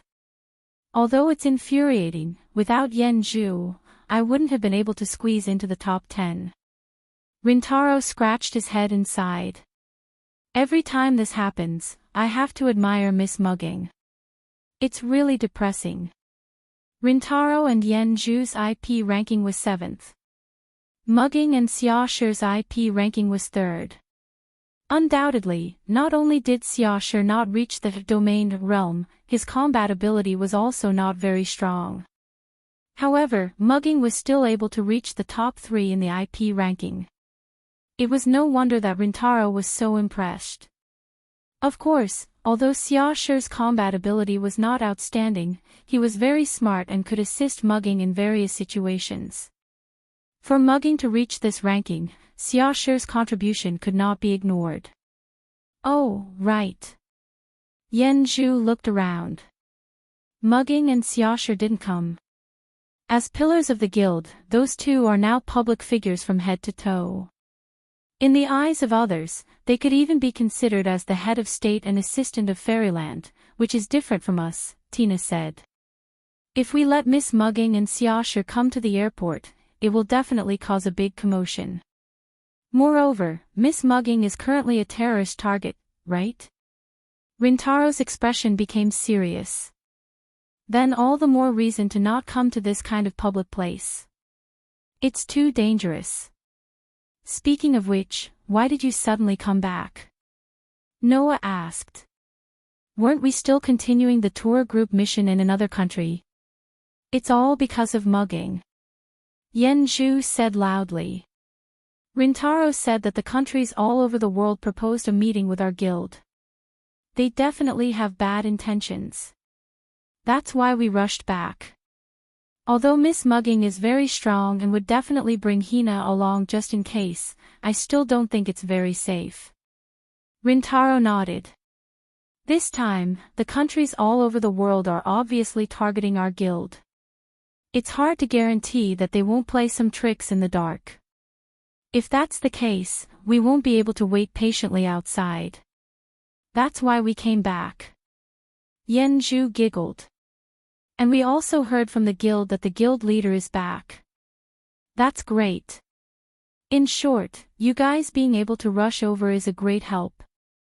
Noah looked at Rintaro and Yenju and smiled mockingly. With the famous Tank and Tornado, who are ranked 7th in the IP ranking as guards, how reliable. Hearing this, Yenju smiled proudly. Rintaro also smiled, but it was a bitter smile. This sentence, coming from the hermit, who is ranked 1st in the IP ranking, isn't convincing at all. In Fairy Tail, Rintaro and Yenju were ranked 5th in the IP ranking. Of the top 10 strongest police partners in the IP ranking, 7 of them were in the guild. These 7 pairs of police officers were ranked 1st, 3rd, 4th, 6th, 7th, 9th, and 10th in the IP rankings. Therefore, in the guild, Rintaro and Yenju were ranked 5th in the guild. Of course, the IP ranking set up by the International Association of Pioneers wasn't based on the strength of each police partner. Instead, it was based on the achievements of each partner. Even if this ranking was equivalent to a strong or weak partner. That was why, in Rintaro's opinion, there were only 2 people in the guild that he couldn't defeat no matter what he did. One was Mugging. The other was Noah. Even after 3 years, Rintaro still didn't know how much Noah's strength had improved. However, Rintaro still didn't have the confidence to defeat Noah. Therefore, whether it was from the IP ranking or from the actual situation, Rintaro felt that he wasn't as reliable as Noah. I just hope that I can help a little bit with the guards. This was Rintaro's thought. In this regard, Noah naturally nodded. Then, let's go first. Rintaro and Yenju both nodded. Chapter 21-20. In other people's eyes, the return of Rintaro and Yenju might have made Mugging's safety more secure, and made the terrorist attack more suspenseful. However, in Noah's eyes, there was not much of a difference. Although it was a little inappropriate to say this, Noah had arranged for Orpheus and Lilith to be Mugging's guards. Others might not know how powerful the 2 little girls were, but how could Noah not know? Even in the demon high school, where gods and demon kings were everywhere, Orpheus and Lilith were among the strongest dragon gods. In the Dark Bullet world, Orpheus and Lilith were truly invincible, and it was impossible for them to find an opponent. Even Noah, without using another cosmology, could only match up to one of Orpheus and Lilith at full strength. It was still unknown whether he could defeat them. With Orpheus and Lilith as his guards, there was absolutely no problem for Mugging. Of course, these 2 dragon gods were too naive, and no one knew if they would suddenly be deceived, leading to some mistakes. Therefore, it was undoubtedly a good thing to have Rintaro and Yenju accompanying him. As for the Holy Son of Heaven's side, although Ashtar and Athena's strength was far inferior to Orpheus and Lilith, they were more secure in terms of safety. No matter what, Athena was once the goddess of wisdom. In terms of strategy, Athena was truly the strongest in the world, right?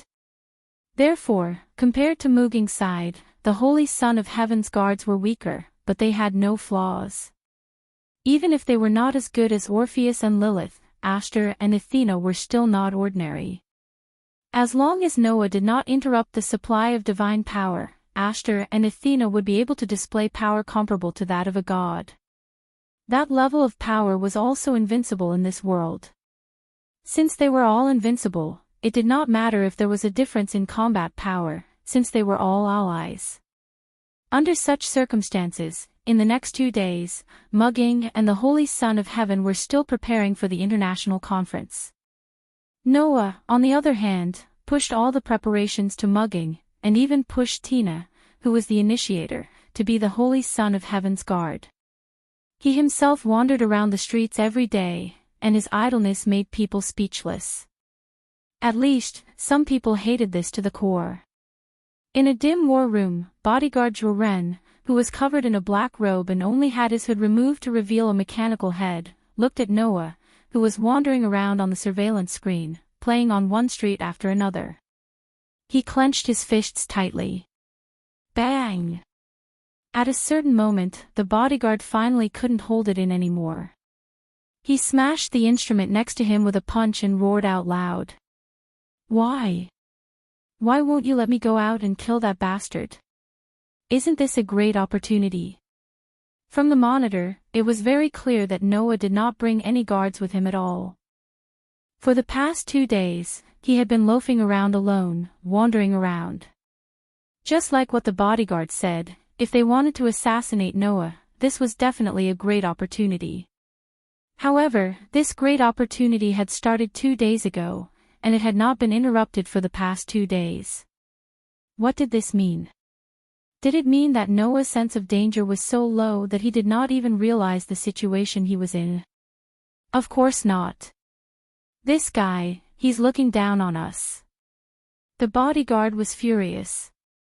He's obviously telling us that even if he doesn't bring any guards with him, we can't do anything to him. Isn't that right?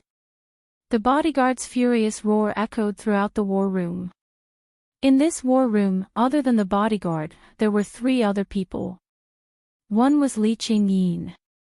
This mechanical soldier who killed without blinking was now leaning against the wall at the side, looking at the surveillance screen, thinking about something.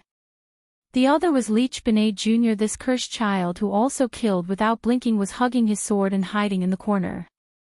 His pair of eyes maintained the scarlet color of his ability fully activated, and he was mumbling. Tina.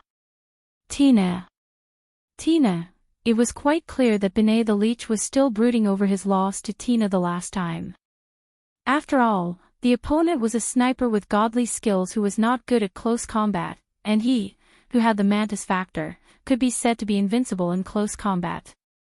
In the end, he lost to a sniper in close combat, and it was a clean loss. One could imagine how Benet the Leech was feeling. As for the third person, he was like the bodyguard, covered in a black robe, and even his face was hidden under the hood. The black-robed person's body, from the appearance, could only be vaguely seen from the face that it was a male. However, this black-robed person was sitting in front of the surveillance screen, looking at Noah who was strolling back and forth on the street, holding a barbecue skewer in one hand and a cold drink in the other, very happily strolling around the street. One of his hands was constantly knocking on the table. Looking carefully, on the wrist of the hand that the black-robed person was knocking on the table, there was a tattoo. A pentagram tattoo decorated with feathers.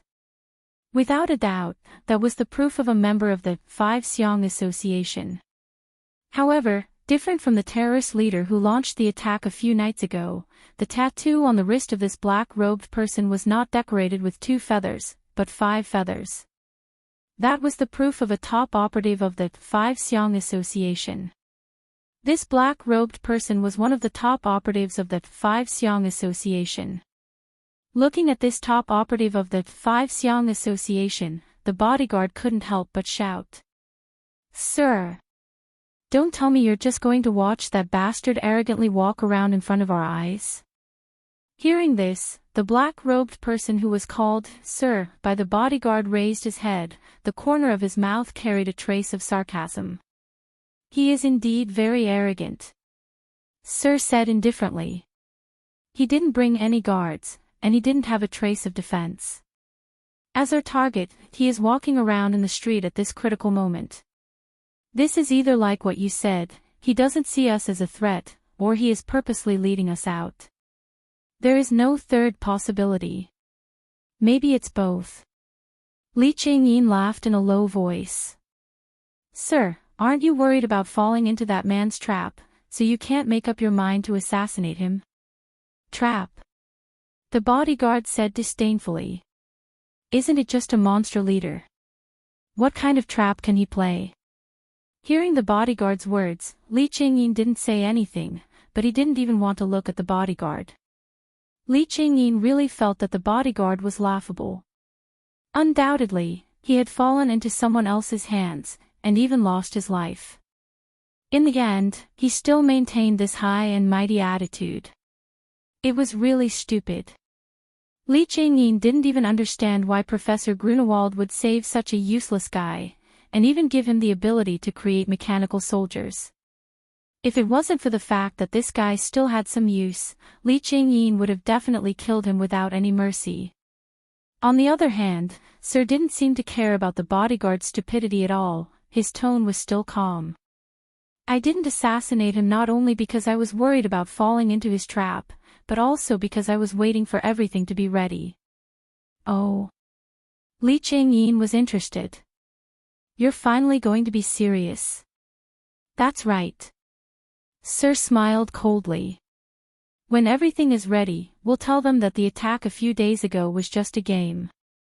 We'll tell them what the true strength of the Five Xiang Association is. We'll let this so-called fairy tale have a good look. As he said this, he turned his head and looked at Li Changyin and Zhuoren Baowei. You two follow the plan, don't make any mistakes. If anyone dares to act without permission, I don't need to tell you what will happen, right? This sentence didn't cause any reaction from Li Changyin. He only laughed a few times in disdain. The bodyguard's body trembled, and there was some unwillingness in his eyes. If it wasn't for Sir's warning, the bodyguard wouldn't have been able to resist looking for Noah, right?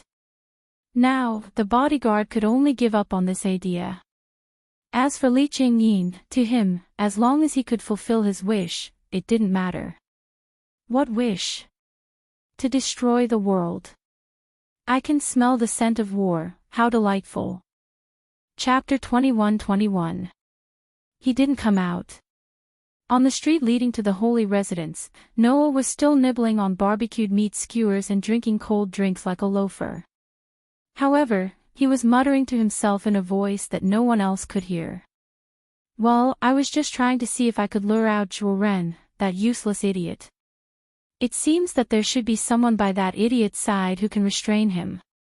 It had to be said that after returning to this world, Noah's thinking ability that had grown from all kinds of conspiracies and machinations that he had trained here was fully operational. Just like what Li Changyin had said, Noah was wandering the streets leisurely for two reasons. Firstly, he wanted to see if he could lure out the rats that were scurrying in the dark. Secondly, he didn't think that he would encounter any danger even if he was alone. In any case, Wood and Xiaoshi were preparing for the international conference. In terms of safety, Aster, Athena, Orpheus, and Lilith were there to ensure their safety. Noah could totally be a hands-off boss and do other things. Of course, Noah didn't think that such an obvious temptation, a mysterious organization with the goal of dominating the world, would be fooled. Otherwise, the other party was just a small character that wasn't worth mentioning. It wasn't worth Noah's effort. The reason why he carried out such a temptation with such an idea was just to hang Zhuoren, that useless idiot. Even if the Wuxiang Association did have some ability, Noah didn't think that it would change anything for the idiot Zhuoren. If the other party was really spying on him in the dark, then Noah's arrogant stroll on the street, Zhuoren would definitely run out with blood rushing to his head. And since that idiot didn't run out, it proved that there was indeed a big character by his side who was restraining him. Could it be the top operatives of the Wuxiang Association? Noah took a bite of the skewer, but his face had a confident smile that made the hearts of several female high school students palpitate. It would be good if it was. Because, in this way, Noah could be sure that the leader of the mysterious organization that planned to go against the fairy tale was in the Tokyo area. Since you're here, don't leave. Muttering to himself, Noah leisurely finished the kebab in his hand and drank the cold drink. He clapped his hands and walked in the direction of the holy residence. Tomorrow, the international conference would resume. Since the bodyguard didn't jump out, he probably wouldn't be fooled again. There was no point in continuing to wander around here. Thus, Noah did not linger on the street any longer and went straight back to the holy residence. The attack a few days ago had raised the security of the holy residence to a whole new level. There were guards patrolling and standing guard everywhere. The guards obviously knew Noah. When Noah came over, they didn't check or interrogate him. They acted as if they didn't see him and let him pass. The Elysian sun had already given the order that Noah could move freely in the Elysian abode. Therefore, Noah skipped all the inspection steps and went straight to the Elysian prince's room. Then, Noah saw it. Outside the Elysian prince's room, Aster and Athena were standing guard. Seeing this, Noah was a little surprised and curious as he walked over. "Master." Aster noticed Noah and immediately looked over with her purple eyes. "You're here." Athena also looked over and seemed a little bored. The scene of two expressionless young girls standing guard in front of the door really gave people a kind of feeling that they couldn't help but laugh. "I didn't expect you to be standing guard outside the room." Noah found it funny as he walked up. "I thought you guys would be following the target of your protection." "I'm carrying out the task Master gave me." Aster immediately clarified. "But this sword spirit won't let me in." "Oh." Noah blinked and looked at Athena. "Why?" "There should be a limit to personal guards." Athena glanced at Noah. "Even if I followed this sword spirit in, it would only cause the target to feel repulsed, right?" That couldn't be said to be wrong. No matter what, even if it was a 24-hour personal guard, if they followed the target closely even when they were sleeping or going to the toilet, it would only cause the target to be unable to breathe. The loss outweighed the gain. Athena's consideration was indeed very comprehensive. She even thought of this point. However, Athena obviously didn't have any self-awareness. Although this goddess of wisdom was smart, she didn't think that for a young girl, if there were two cute little girls following her all the time, even if they slept on the same bed, she wouldn't feel repulsed at all, right? However, no matter what, the Elysian prince was the ruler of a country. If outsiders knew that the Elysian prince had to hug his guards to sleep before he could fall asleep, it would be too outrageous. Therefore, it wasn't a bad choice for Aster and Athena to stand guard outside the door. However, Noah, who had never seen the two girls like this, couldn't help but laugh. This made Athena frown slightly. She stared at Noah with her coquettish snake eyes and said, "I feel like you're thinking about something very rude." "Although it's just my intuition, a god's intuition shouldn't be wrong." "Something rude?" Aster looked at Noah with pure and innocent eyes and said, "Master, are you thinking about H? You're still the same as before. Undoubtedly, you don't know anything, but you always say shocking things." Noah was speechless. "Forget it, you two continue to stand guard." With that, Noah pushed open the door and walked in under Aster's confused and displeased gaze. Gotcha. Following the soft sound of the door closing, a quiet room appeared in front of Noah. The person Noah was looking for was naturally in this room. However, the other party didn't notice Noah's arrival. In front of the desk, Elysian Emperor was sitting with his back facing the door. He had a pen in his hand and was writing something very seriously. Seeing this, Noah deliberately slowed down his footsteps and walked behind Elysian Emperor. Only then did he realize that Elysian Emperor was not doing anything else but arranging the procedures for tomorrow's international conference. Seeing Elysian Emperor repeatedly writing down the procedures of the conference, Noah couldn't help but let out a bitter laugh. The Elysian son was startled. He turned his head and saw Noah. His eyes lit up as he exclaimed in surprise and joy. "Why are you here?" Now, the sky was almost dark. Noah didn't live in the celestial abode. Although they were allies, the holy abode, as the residence of the ruler of the Tokyo area, had become a symbolic residence, just like the presidential palace. If Fairy Tale directly moved in and spread any rumors, it would not be good for the holy abode. Therefore, Noah, Mugging, Hina, Xiaoshi, Yanzhu, and Rentaro all lived in the International Hotel, not in the celestial abode. In the past 2 days, in order to prepare for the international conference, Elysian Emperor was almost busy, and Noah was strolling on the street to see if he could provoke the bodyguard. Naturally, they didn't meet. Looking at Elysian Emperor's happy and surprised expression, Noah somewhat playfully smiled. "What? Could it be that I can't come? Then I'll go." With that said, Noah really turned around and prepared to walk in the direction of the door. Elysian Emperor was anxious. Immediately, Elysian Emperor quickly stood up and grabbed Noah's clothes. The corner of Noah's mouth lifted slightly, turned his head, and looked at Elysian Emperor. Under Noah's gaze, Elysian Emperor lowered his head shyly and said softly, "I'm very happy that you can come." This sentence, if it wasn't for Noah's enhanced hearing, he might not have heard it. So, Noah smiled. Okay, I'm just teasing you."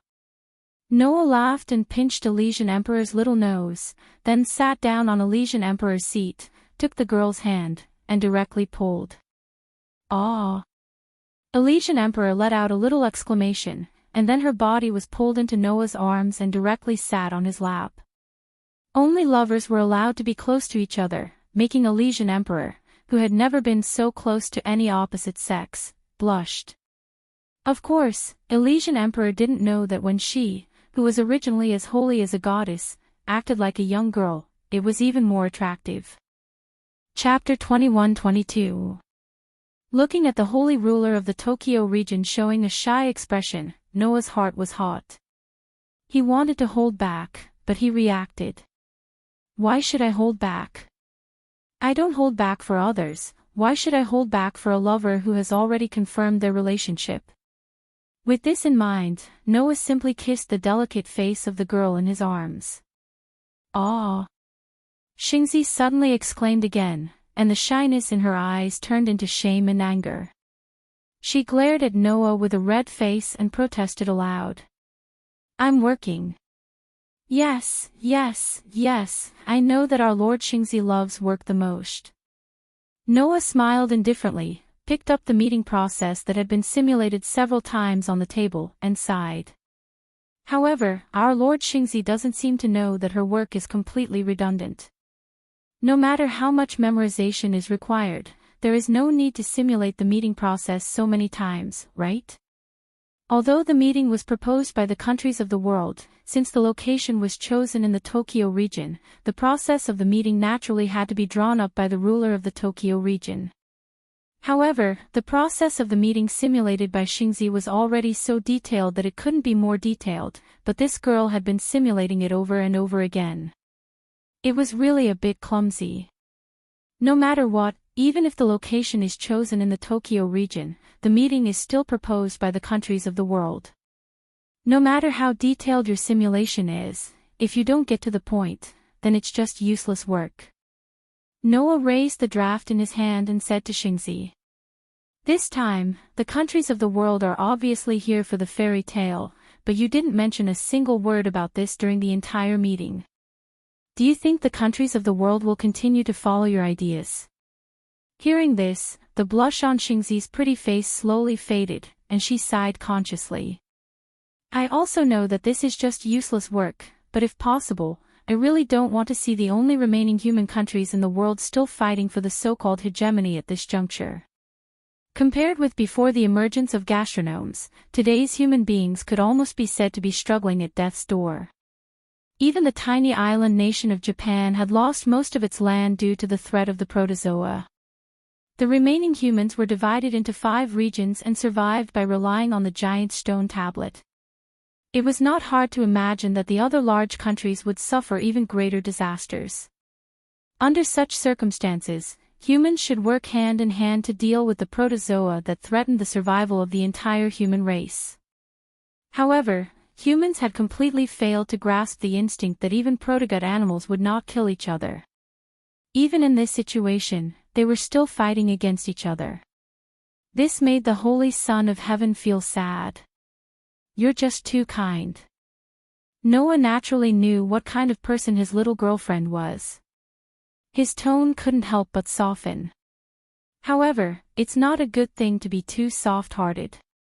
Sometimes, you have to be decisive when it's time to be decisive. You're the ruler of the Tokyo region.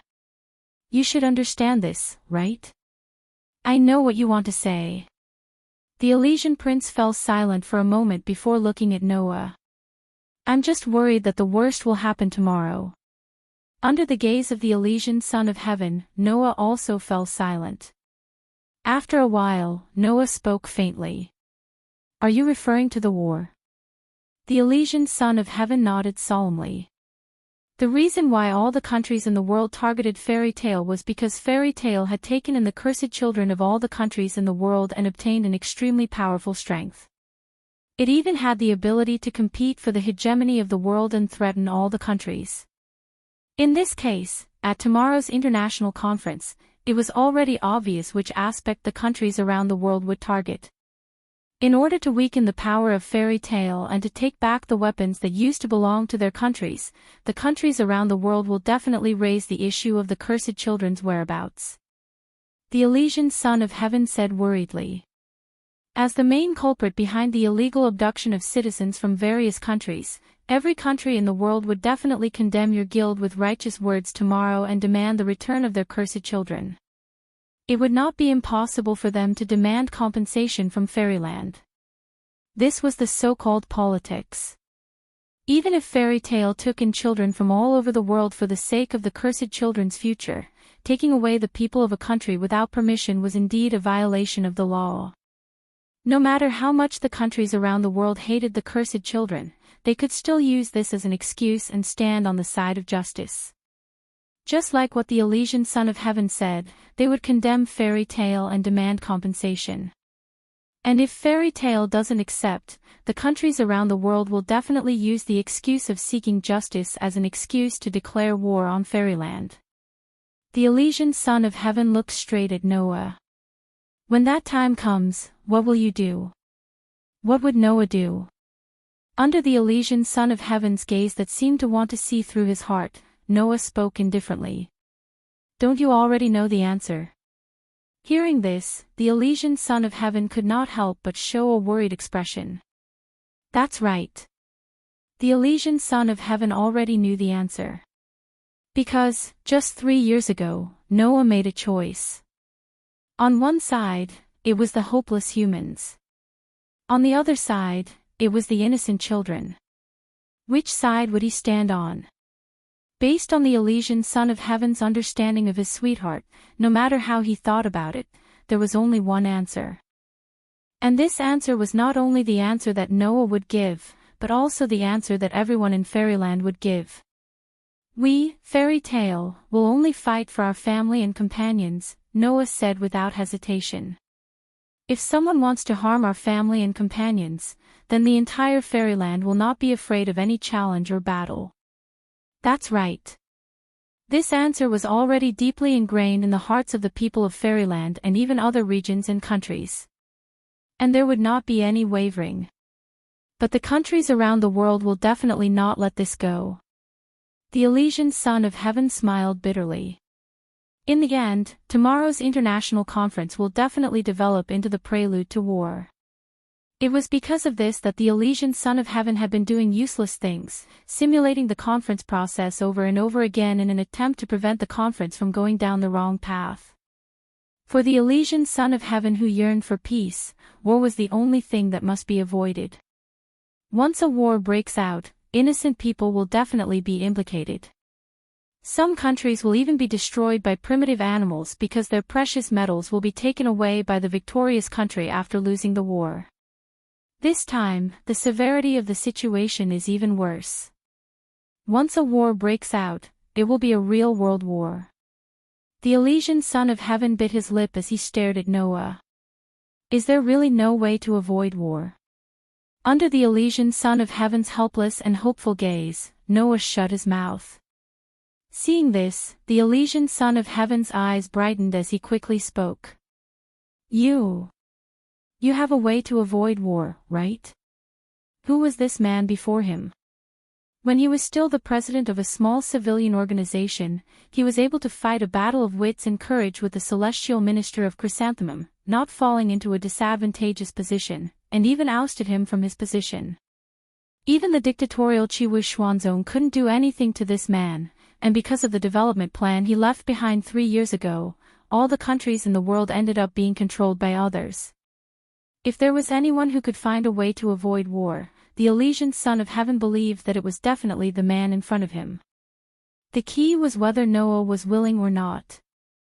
After all, Noah wouldn't show the slightest bit of mercy to those who intended to hurt the people around him. Thinking of this, the Holy Son of Heaven shyly wrapped his arms around Noah's neck and asked in a coquettish manner. I know that you hate those selfish people, but the commoners are innocent. For the sake of those innocent commoners, please, help me. Under the Elysian Son of Heaven's pleading tone, Noah finally smiled bitterly.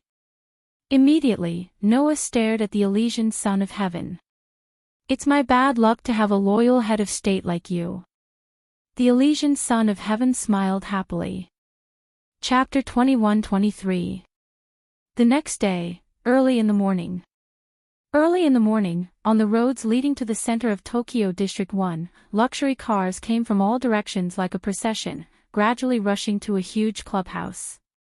It was a clubhouse in the middle of a road, located in a vast square, shaped like a giant egg. In front of the clubhouse was a courtyard. In the center of the courtyard was a gorgeous fountain. Logically speaking, most of the Earth's land is now occupied by protozoa, and the population is facing a shortage of living places. It is not a wise decision to make such a vast piece of land so luxurious, and it seems that no one usually lives in it. However, no matter where, the facade is a very important thing. If it is really necessary to be extravagant and wasteful, then it can't be saved. This clubhouse in front of him belongs to the ranks of necessary extravagance and wastefulness. Because this clubhouse is the embassy of the Tokyo region.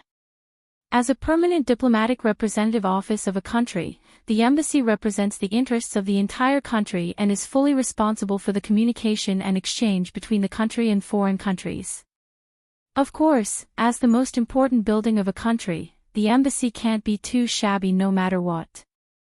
The embassy in District 1, which is located in the center of Tokyo, is mainly used as a venue for communication between the Tokyo area and the remaining 4 areas of Japan that were left after the collapse of the past. But today, this clubhouse is open to the whole world, welcoming representatives from all over the world. Luxurious limousines were parked around the square one after another. Under the protection of a group of guards, the representatives of the various countries moved towards the embassy one by one with a serious expression on their faces. At the entrance of the embassy, the Tokyo region's dignitaries in charge of reception stepped forward one by one, bowed to the representatives from all over the world, exchanged greetings, and then led the representatives from all over the world into the embassy. For a while, the entire embassy seemed to be unusually lively. And around the embassy, the security was also extremely tight. Not only the large team of police officers, but they also drove police cars and patrolled everywhere. Even the self-defense forces, which are usually stationed at the border of the country, sent a lot of personnel, holding heavy machine guns and large weapons, standing guard in various places. A rigorous and solemn atmosphere pervaded the entire embassy.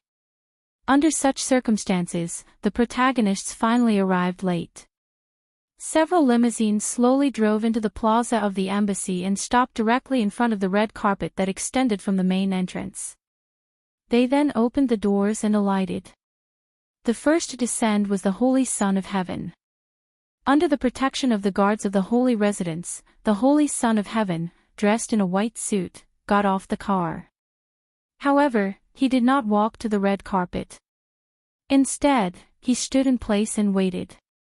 After Xingtianzi's car left, another car stopped in front of Xingtianzi. There were 3 people who got off the bus. One was Heaven's Child Mugging. One was Rintaro Rikami. The last one was naturally Noah. After getting off the car, Noah raised his head and looked at the embassy in front of him. Mugino and Rintaro came to Noah's left and right respectively. Like followers, they announced who the owner of the fairy tale was. They also looked at the huge hall in front of them with serious expressions. Because, for the fairy tale, the embassy in front of them was likely to become a battlefield made purely of words today. If they were not careful, it was very likely that from today onwards, Fairyland would become the public enemy of the world. The people inside will all become our enemies later, right? Mugino said in a low voice. To be valued and viewed as enemies by all the countries in the world, I don't know whether to laugh or cry. At the very least, we hope to be able to come out smiling, while others will definitely want to see us come out crying. Rayador tugged at his tie.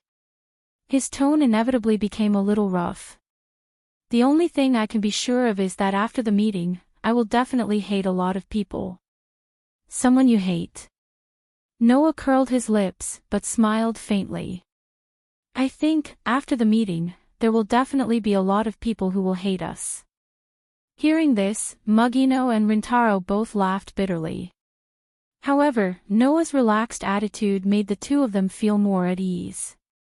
Although there were many things that they should be worried about, since this person who had once established the entire fairy tale as the hope of a new era and protected a group of children from the dark side of human beings was here, then the problem in front of them should be easily solved, right? Mugino and Rintaro believed so.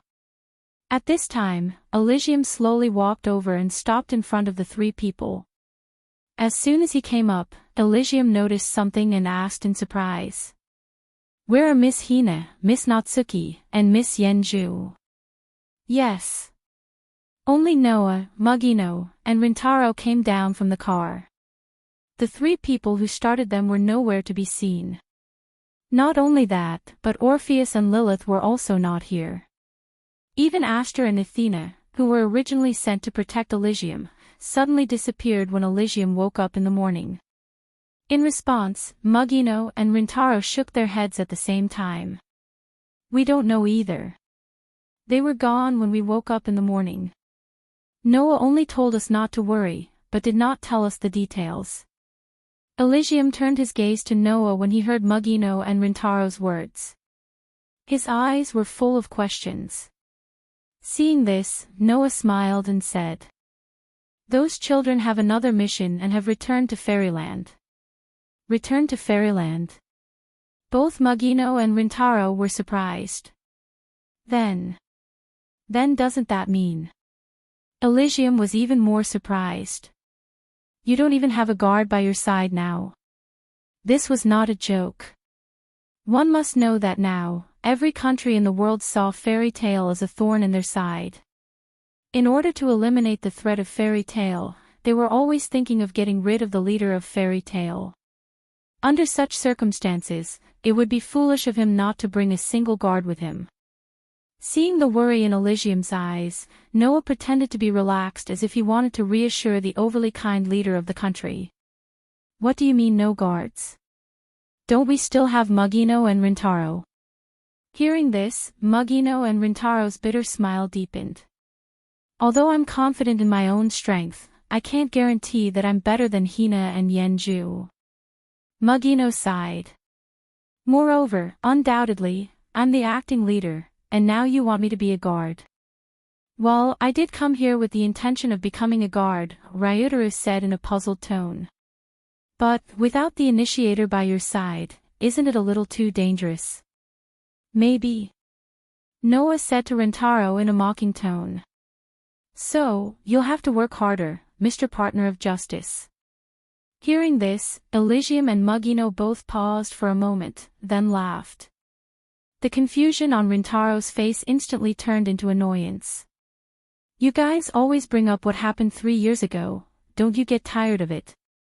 3 years ago, in order to get Noah to save the entire Tokyo area, Rintaro stood up for justice and fought with Noah. After that, Rintaro was always ridiculed by the guild members as the partner of justice. Even the International Initiator Monitoring Committee considered whether they should give Rintaro the nickname, Partner of Justice, which made Rintaro break down several times. Who told you to be in the limelight at that time? Noah couldn't help but laugh. Just accept your fate. Ryutaru could only glare at Noah with resentment in his eyes. Everyone couldn't help but laugh when they saw this. All right, everyone. Elysium put away the smile on his face and became serious. It's time to go in. Noah nodded nonchalantly, and then led Mugino and Rintaro toward the embassy under Elysium's guidance. The heavily guarded embassy was like the calm before the storm, exuding a solemn atmosphere. Chapter 21-24. Because representatives from all over the world will be attending this conference, and this world is just an ordinary world, unlike the Demon High School, where they can teleport to their destination with a magic circle. Therefore, the time of the conference is set at noon. After the representatives from all over the world arrived at the embassy, they will be arranged to rest in their own rooms. After lunch, they will gather in the conference room and start the conference. Therefore, Noah and the others actually came early. However, it is necessary to come early. If the conference starts right away, then many things will not be prepared. Whether it is for their own people or for outsiders, this is the case. It was precisely because of this that many representatives from various countries had arrived in advance and started making preparations. Of course, these preparations, as for what, only the people involved know. And as the host, Xingzi has a lot of preparations. From welcoming the guests to settling them down. From settling them down to taking care of them. From taking care of them to greeting them. From greeting them to probing them. And so on and so forth. Similar preparations need to be done by Xingzi. Among them, the most important one is safety. After all, representatives from all over the world are gathered here. If something happens to one of them in the Tokyo area, then the country that the representative is from will definitely ask the Tokyo area to bear extraordinary blame and punishment. Therefore, the safety of the representatives is definitely the most important thing during this international conference. Although I don't know if terrorists will suddenly attack the embassy and cause harm to the important representatives in the embassy, but just in case, I have gathered all the police and self-defense forces here. Xingzi said to Noah as they walked in the corridor of the embassy. In addition to the various miscellaneous arrangements during the conference, many senior officials in the Tokyo area have been transferred here to help. Now, let me introduce you to the people in charge of these tasks. Xingzi said as he brought Noah, Mugging, and Rintaro to a lounge. A guard stepped forward and opened the door of the lounge, allowing everyone to see the scene inside. Immediately, Noah, Mugging, and Rintaro all saw it. In the resting room, there were 3 people talking. The group that was talking was a group of 2 men and a woman. The 2 men gave off a completely different feeling. One was a tall young man wearing a suit and glasses, giving off a shrewd feeling. The other was a middle-aged man wearing a military uniform and a military cap, giving off a strong and experienced feeling. The only woman in the room was a young girl. Wearing a kimono, holding an iron fan, a beautiful young girl with a beauty mark under the corner of her eye. Looking at the 2 men and 1 woman talking, Noah, Mugging, and Rentaro's attention was instantly taken away by the young girl. Of course, it was not that Noah and Rintaro only had beautiful women in their eyes, nor was it that mugging had any special fetishes. The reason why they were attracted to the girl in kimono was because she was someone they were familiar. Thus, Noah, mugging, and Rintaro were all shocked. Wei. The girl in the kimono was the daughter of the president of the world's largest weapons company, Sima Heavy Industries, Sima Weiji. She had once helped Noah and Rintaro a lot, and was also at loggerheads with Mogensha. Ha! Wei Sima turned her head and looked at the door. Then, her eyes lit up, and she stood up with a smile. Everyone, long time no see. Hearing this, Noya and Ryutaro looked at each other, both feeling somewhat relieved. Obviously, both of them knew why Wei Sima was here. Undoubtedly, as the acting president of Fairy Tail, mugging was usually very smart and capable. But at this time, blood rushed to his head and he stared at Wei Sima without thinking. Why are you here? Oh. Wei Sima pretended to be surprised as if she didn't notice Mugging's existence until now. So you're here too. Mugging. I understand. Mugging smiled. His smile was very bright.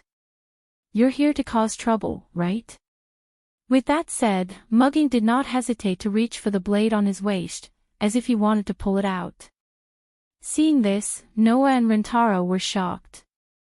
Although they knew the relationship between Mugging and Wei Sima was extremely bad, this girl didn't know how much trouble she would cause if she pulled the sword out in this situation. Immediately, Noah knocked on Mugging's head, causing her to cry out in pain. Mugging held her head and stared at Noah with tears in her eyes. Noah didn't even bother with her. He pressed down on her head and restrained her. Then, he looked at Wei Ji and laughed bitterly. Miss Sima, please don't provoke my girl here, okay? I didn't provoke Mugging. Wei Sima was still smiling, but her words were like this. For the president of a private company who was once a poor ghost who couldn't even afford a bowl of eel rice, as the current president of Sima Heavy Industries, how could I do such a tasteless thing as stimulating inferior people? Wasn't this an obvious provocation? Ha! Ha ha ha ha! Mugging's smile twitched as she stiffly turned her head and looked at Noah. Noah, this is my lifetime request. Let me kill this snake girl, okay?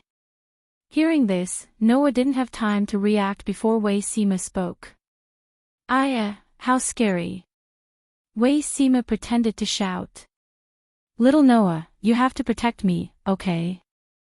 Saying this, Wei Sima directly went to Noah's side and hugged his arm. Mugging's face twitched when she saw this. Ryutaro, on the other hand, seemed to have foreseen what was about to happen. He turned his head away as if he couldn't bear to watch, only to be shocked again. Because in Rintaro's line of sight, the sage son of heaven was standing there, staring at Wei Sima who was hugging Noah's arm. The expression on his face completely faded.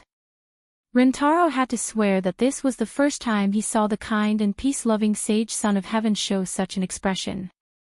Not to mention Rintaro, even Noah, who had seen many of the sage's girlish side in private, had never seen such an expression before. He immediately felt a chill run down his spine. However, before Noah could push Wei Sima away, Mugging fiercely hugged Noah's other arm. Noah almost screamed. It couldn't be helped. Due to using too much strength, Mugging's voluptuous upper body was directly pressed against Noah's arm. The overly soft and comfortable feeling made Noah's heart skip a beat. However, Mugging didn't notice this at all. She hugged Noah tightly and glared at Wei Sima. Let go of me. Snake girl. Mugging shouted. Do you think someone like you can hug the guild leader of Fairy Tail? With my relationship with little Noah, what's a hug? Not only did Wei Sima not let go, she hugged even harder. Facing the angry Mugging, she revealed a fake smile that didn't have a trace of a smile. A woman like you who relied on little Noah's favor to climb to your current position should stay away from little Noah.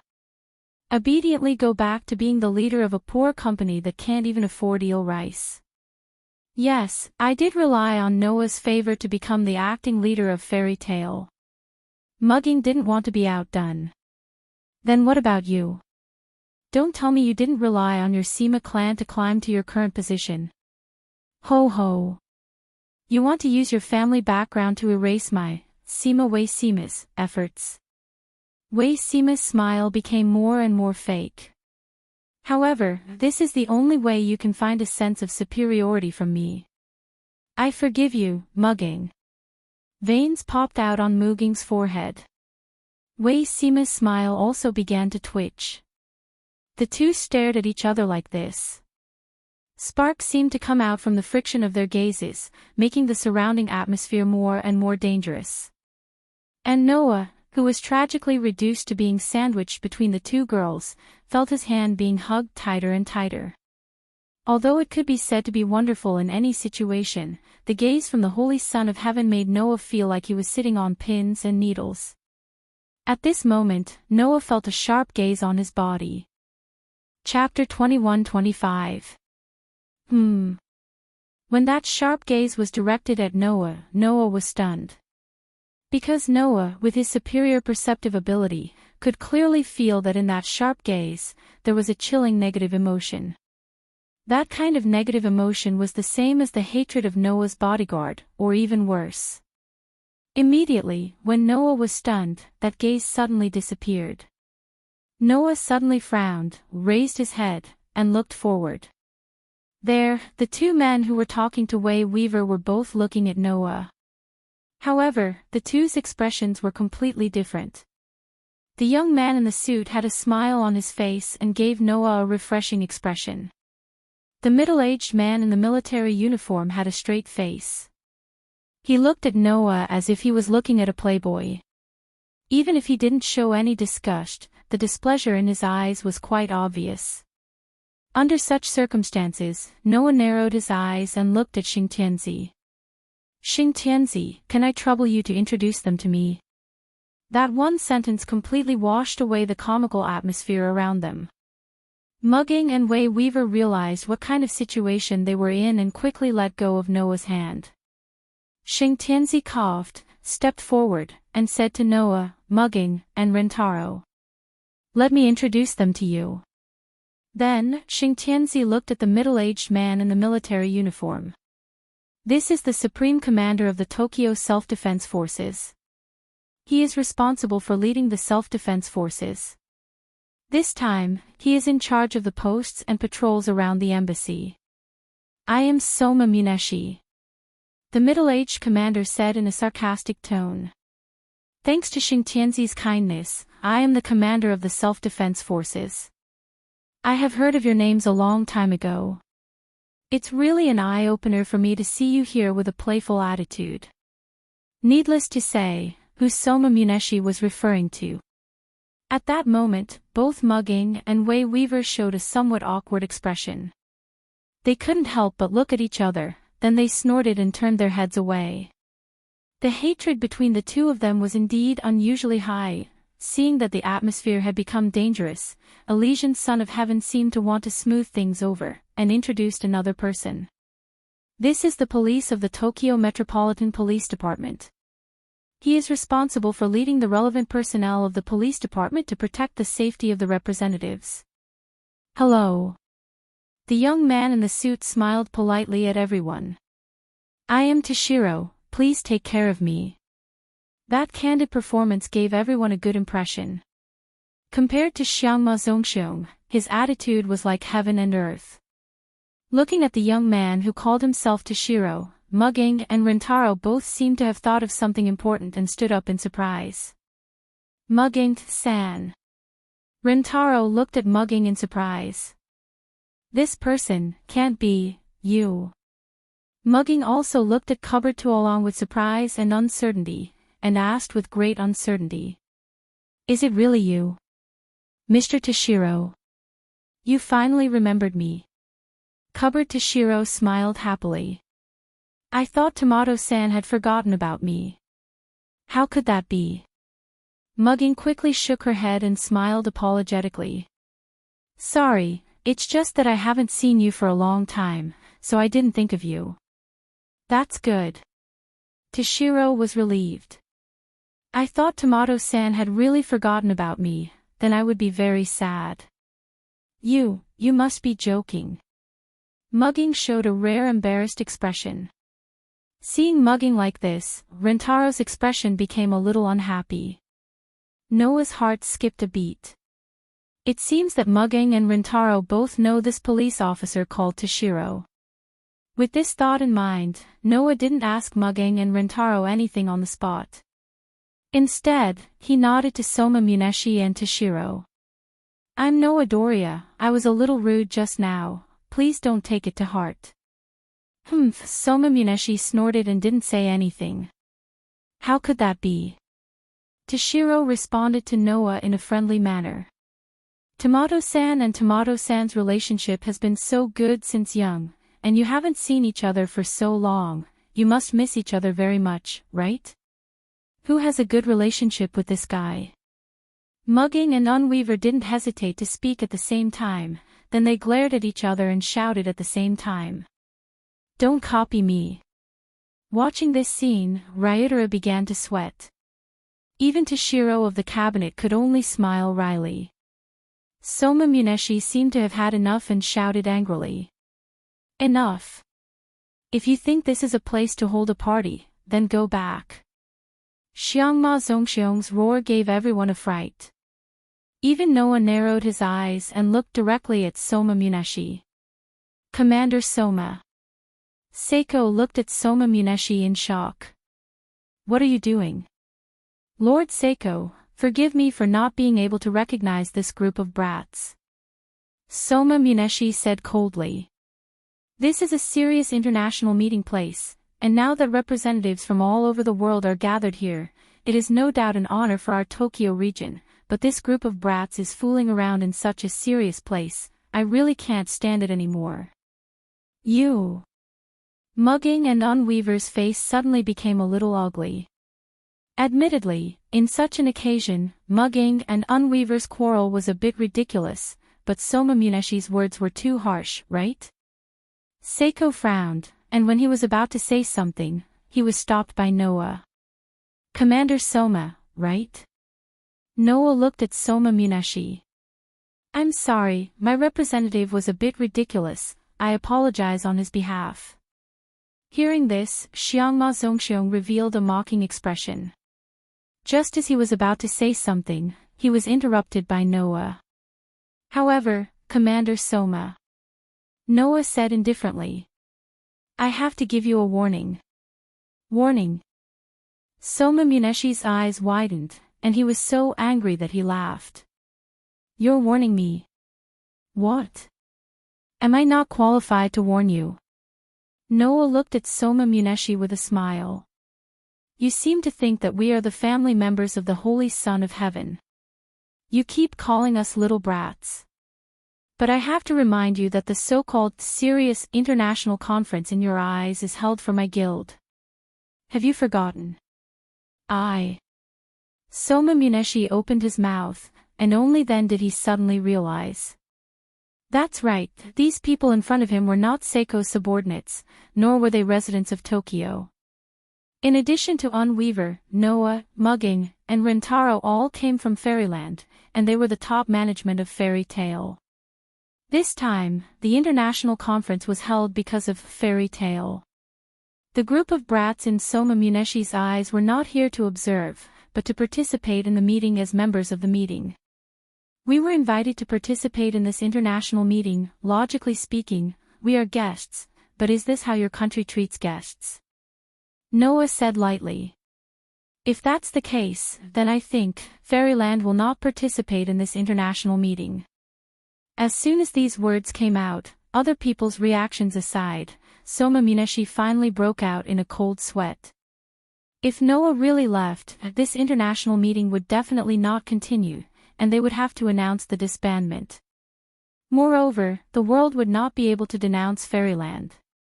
Because, it was not that Fairyland did not want to participate in the meeting, but if the people of Tokyo neglected a country's representative, causing them to leave in anger, the world's blame would be directed to Tokyo, and not Fairyland. At that time, in Soma Muneshi's eyes, the international meeting that gathered representatives from all over the country, and for Tokyo, would become a scandal in Tokyo.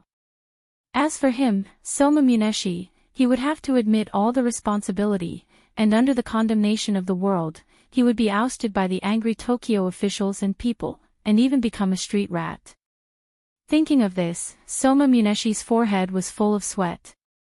Noah was right.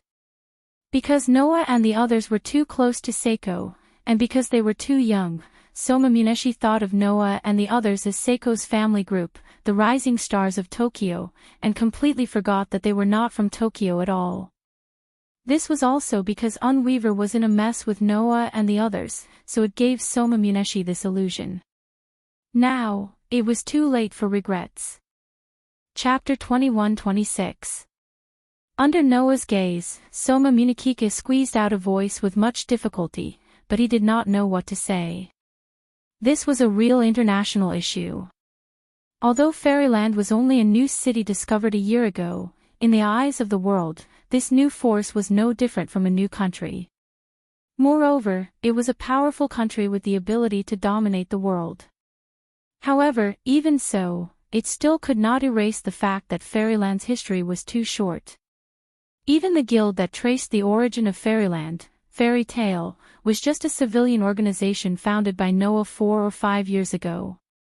Its history was too short.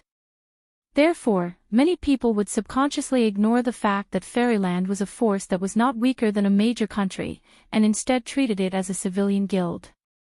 Soma Munikika also made the same mistake.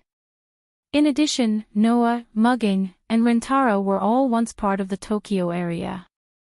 As a result, the commander of the self-defense forces subconsciously treated Noah and the others not as guests, but as a group of newcomers in the Tokyo area.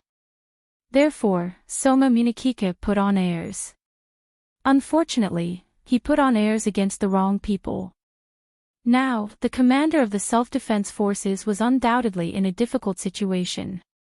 Under such circumstances, one person stood up. "I'm really sorry, President Noah." Toshiro quickly bowed and apologized to Noah. "Commander Soma, it's just that today's international conference is too important, and there is no room for mistakes, so he was too nervous and caused this discourtesy. Please forgive Commander Soma." With that said, Toshiro even winked at Soma Munikika. Soma Munikika finally reacted, gritted his teeth, and spoke with some reluctance. "I'm sorry, I was rude, please don't take it to heart." Mugging and Unwoven's expressions looked a lot better after seeing Soma Munikika apologize. As for Noah, he smiled slightly. "Forget it, although it's a little unpleasant, we did have some discourtesy on our side, so let's just forget about it." Hearing this, Rintaro let out a sigh of relief. Fortunately, Noah was strong enough to not embarrass Mugging and Wei too much. Otherwise, Ryutaru himself would have rushed out first. Mugging and Wei Woven, of course, knew that Noah was helping them vent their anger. They looked at Noah with gratitude. Little did they know that although Noah appeared to be very strong, he was just saying that he would leave. Of course, in this way, Noah could use this excuse to leave directly and not participate in the meeting to avoid being targeted by countries around the world. However, as mentioned before, Tokyo would definitely bear all kinds of responsibilities. At that time, Soma Munhide's downfall would be a small matter. After all, he had spoken rudely, so he deserved it. However, as the ruler of Tokyo, Sei Tianzi would also be criticized.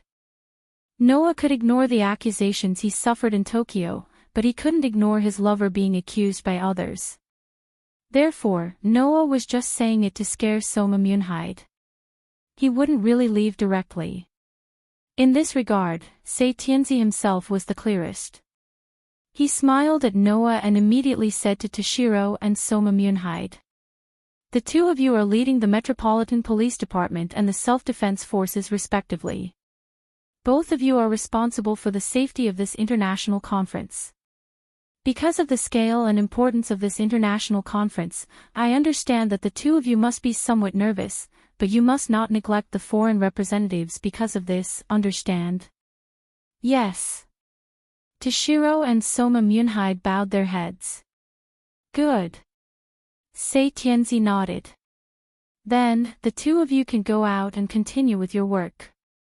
Toshiro and Soma Munhide bowed to everyone one by one and then left the room. Phew, only then did everyone heave a sigh of relief as if they had relaxed a little. Really, what kind of person is that person? Mugging said rather unhappily. I didn't offend him. To be precise, we didn't offend him, but he offended us. Wei Ji raised the iron fan in her hand and covered the lower half of her face and laughed. Although he's the commander of the self-defense forces, he's too arrogant. Shouldn't we teach him a lesson? Don't mess around. Rentaro quickly warned. I know that your Sima family is now a big family in Tokyo, but it's your fault. It's a bit unreasonable to seek revenge. Why would I? Wei Ji suddenly turned her head. I was just joking. Ha ha ha. Like hell I'll believe you. Mugging and Rentaro both cursed in their hearts. However, that Soma Munhide was indeed a bit arrogant. Letting Wei Ji teach him a lesson might not be a bad thing. Although Soma Munhide was the commander of the self-defense forces, Wei Ji had many ways to deal with him. After all, today's Sima family was different from 3 years ago. They were no longer just a weapons company, they were also deeply involved in politics. Don't forget, 3 years ago, it was because the Sima family replaced the Tentong family's position and took over the Tentong family's position. That's why the Tokyo region didn't fall into a state of political paralysis and the Tentong family was completely removed. Therefore, today's Sima family was almost equivalent to the Tentong family's position in Tokyo. However, the Tentong family had a Tentong chrysanthemum as an assistant to the Holy Son of Heaven. Their position was more stable and their influence in politics was greater. Although the Sima family didn't have an assistant to the Holy Son of Heaven, the influence of the weapons company in Tokyo was just enough to fill the gap. It was because of this that Wei Ji appeared here. Toshiro Kanejima was responsible for leading the Metropolitan Police Department's police to protect the safety of the world's representatives. Soma Munhide was responsible for leading the self-defense forces guards to set up a heavy defense line in the embassy. Wei Ji was responsible for leading the various senior officials in Tokyo. She was responsible for welcoming guests, taking care of them, preparing meals, and various other chores. In other words, the above 3 people were directly in charge of this international conference and were under the command of the Holy Son of Heaven. The only thing he didn't expect was that Soma Munhide would suddenly go crazy and even scold Wei Ji. Perhaps it was because the self-defense forces had a considerable rejection of the police, so Soma Munhide's attitude towards Noah's group was so bad that he thought Noah's group was a small police company. That's right. Noah looked at Mugging and Rentaro. That Toshiro Kanejima, do you know him? Mugging and Rentaro suddenly became a little hesitant. On the contrary, Wei Ji gave a mischievous smile and directly stated the reason. Of course I know him. Mugging and Kanejima were originally engaged. Engaged? Noah was stunned. Betrothed? Mugging and Kanejima were engaged. In other words, the two of them were engaged in a relationship. Do you understand? Little Noah. Wei Ji was like a judge pronouncing a sentence as she closed the iron fan in her hand and pointed at Mugging. Undoubtedly, this person is half a married woman, but she still clings to you and deceives your feelings. Her goal is to become the acting president of Fairy Tale. An unexpected conspiracy theory appeared. Even Seiji and Rentaro were shocked by Wei Ji's righteous tone and were stunned. As for Noah, he was even more stunned. What nonsense are you talking about? Mugging completely lost her calm as she frantically explained to Noah. It's not like that, I was only engaged with Kanejima, and it was an engagement set by the Tendo family without permission. I never agreed, and when I left the Tendo family, the engagement was already cancelled. Perhaps because Mugging was too desperate to explain, her face turned red as she screamed. I'm still a virgin. As soon as she said this, the whole room was silent. The Holy Son of Heaven felt as if he had been stabbed by these words. His face turned red. Weiji laughed out loud as if her evil plan had succeeded. Ryutaru, on the other hand, was a little embarrassed, but at the same time, he heaved a sigh of relief.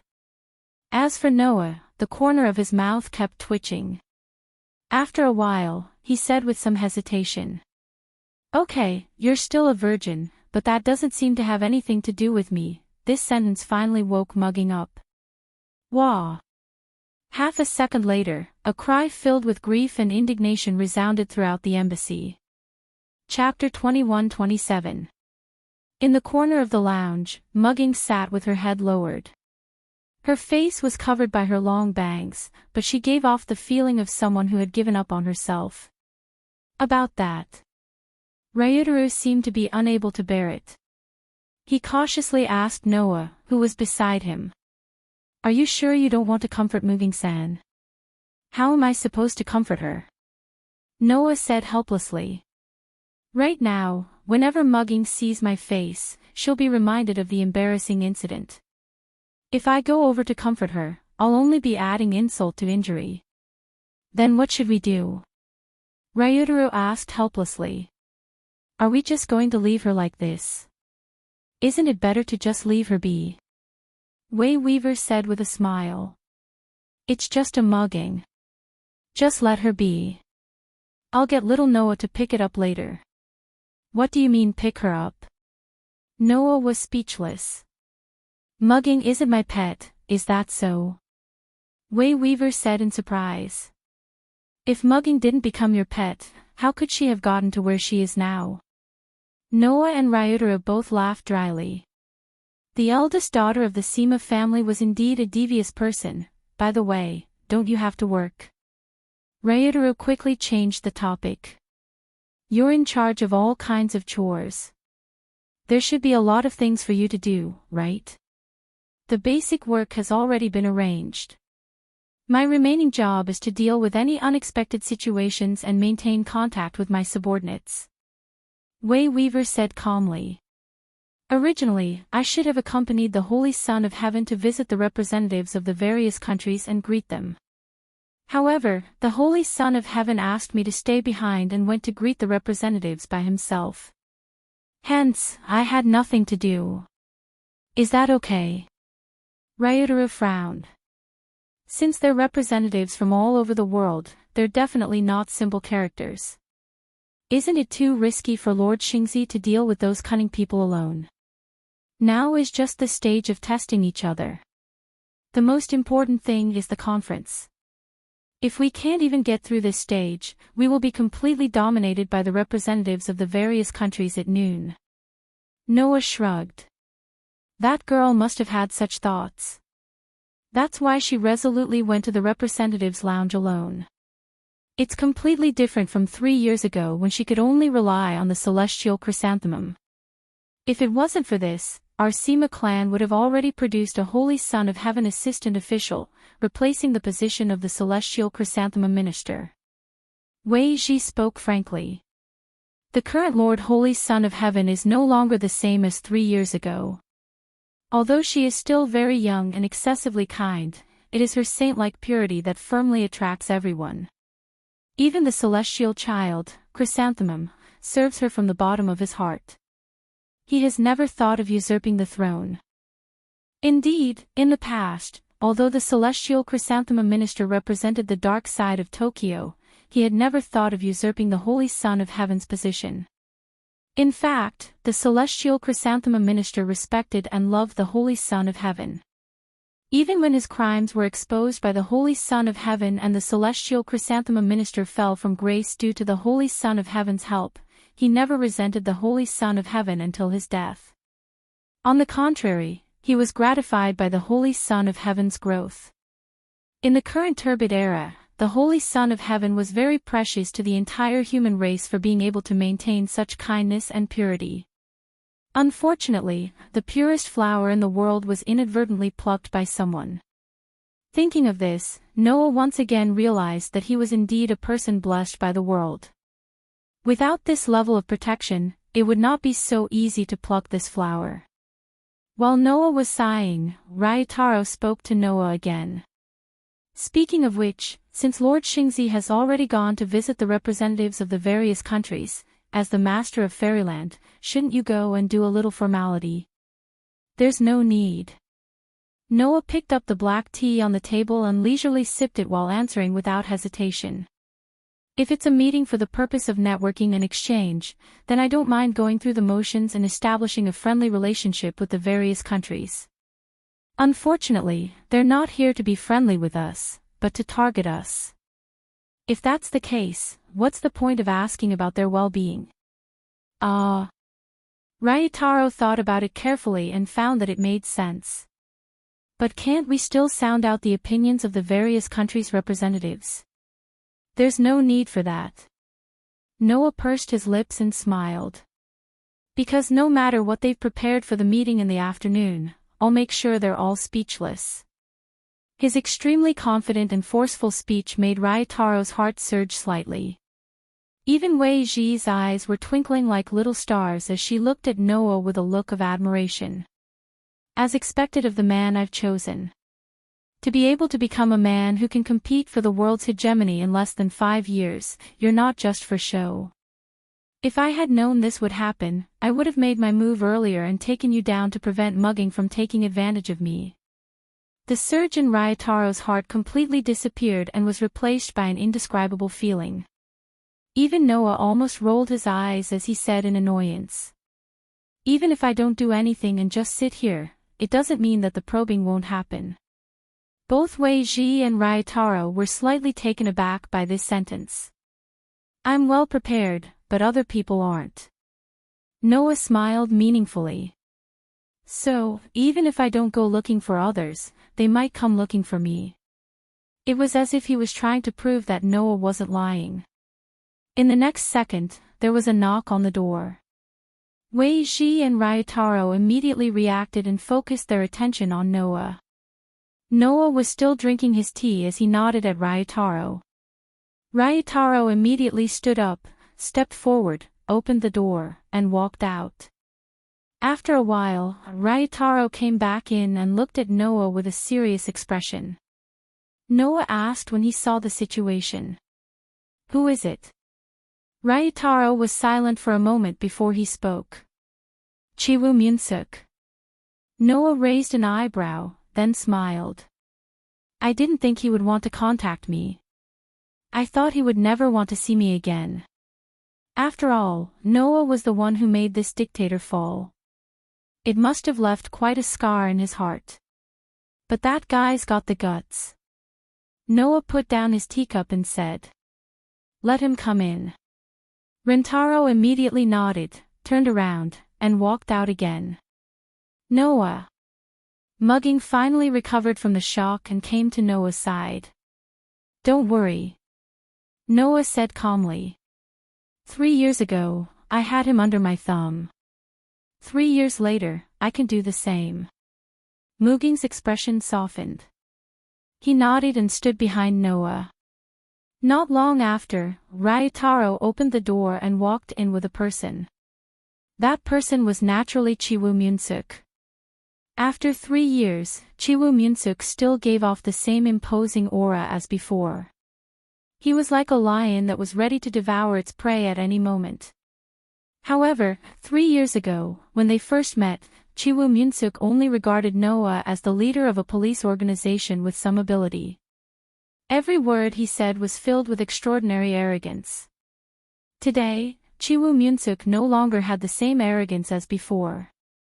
The moment his eyes met with Noah's, his expression immediately became serious. Long time no see, President Chiwoo, Noah said with a faint smile. I haven't seen you for 3 years. It seems that your body is still as strong as before. After all, it wasn't easy for me to survive from your hands, Chiwoo Myunsuk said in a self-deprecating manner. If I die so casually, wouldn't that be very disrespectful to you? I don't think so. Noah spread his hands. After all, there's a distance between Fairyland and the Osaka area. The mountain is high and the emperor is far away. It's not easy to do anything.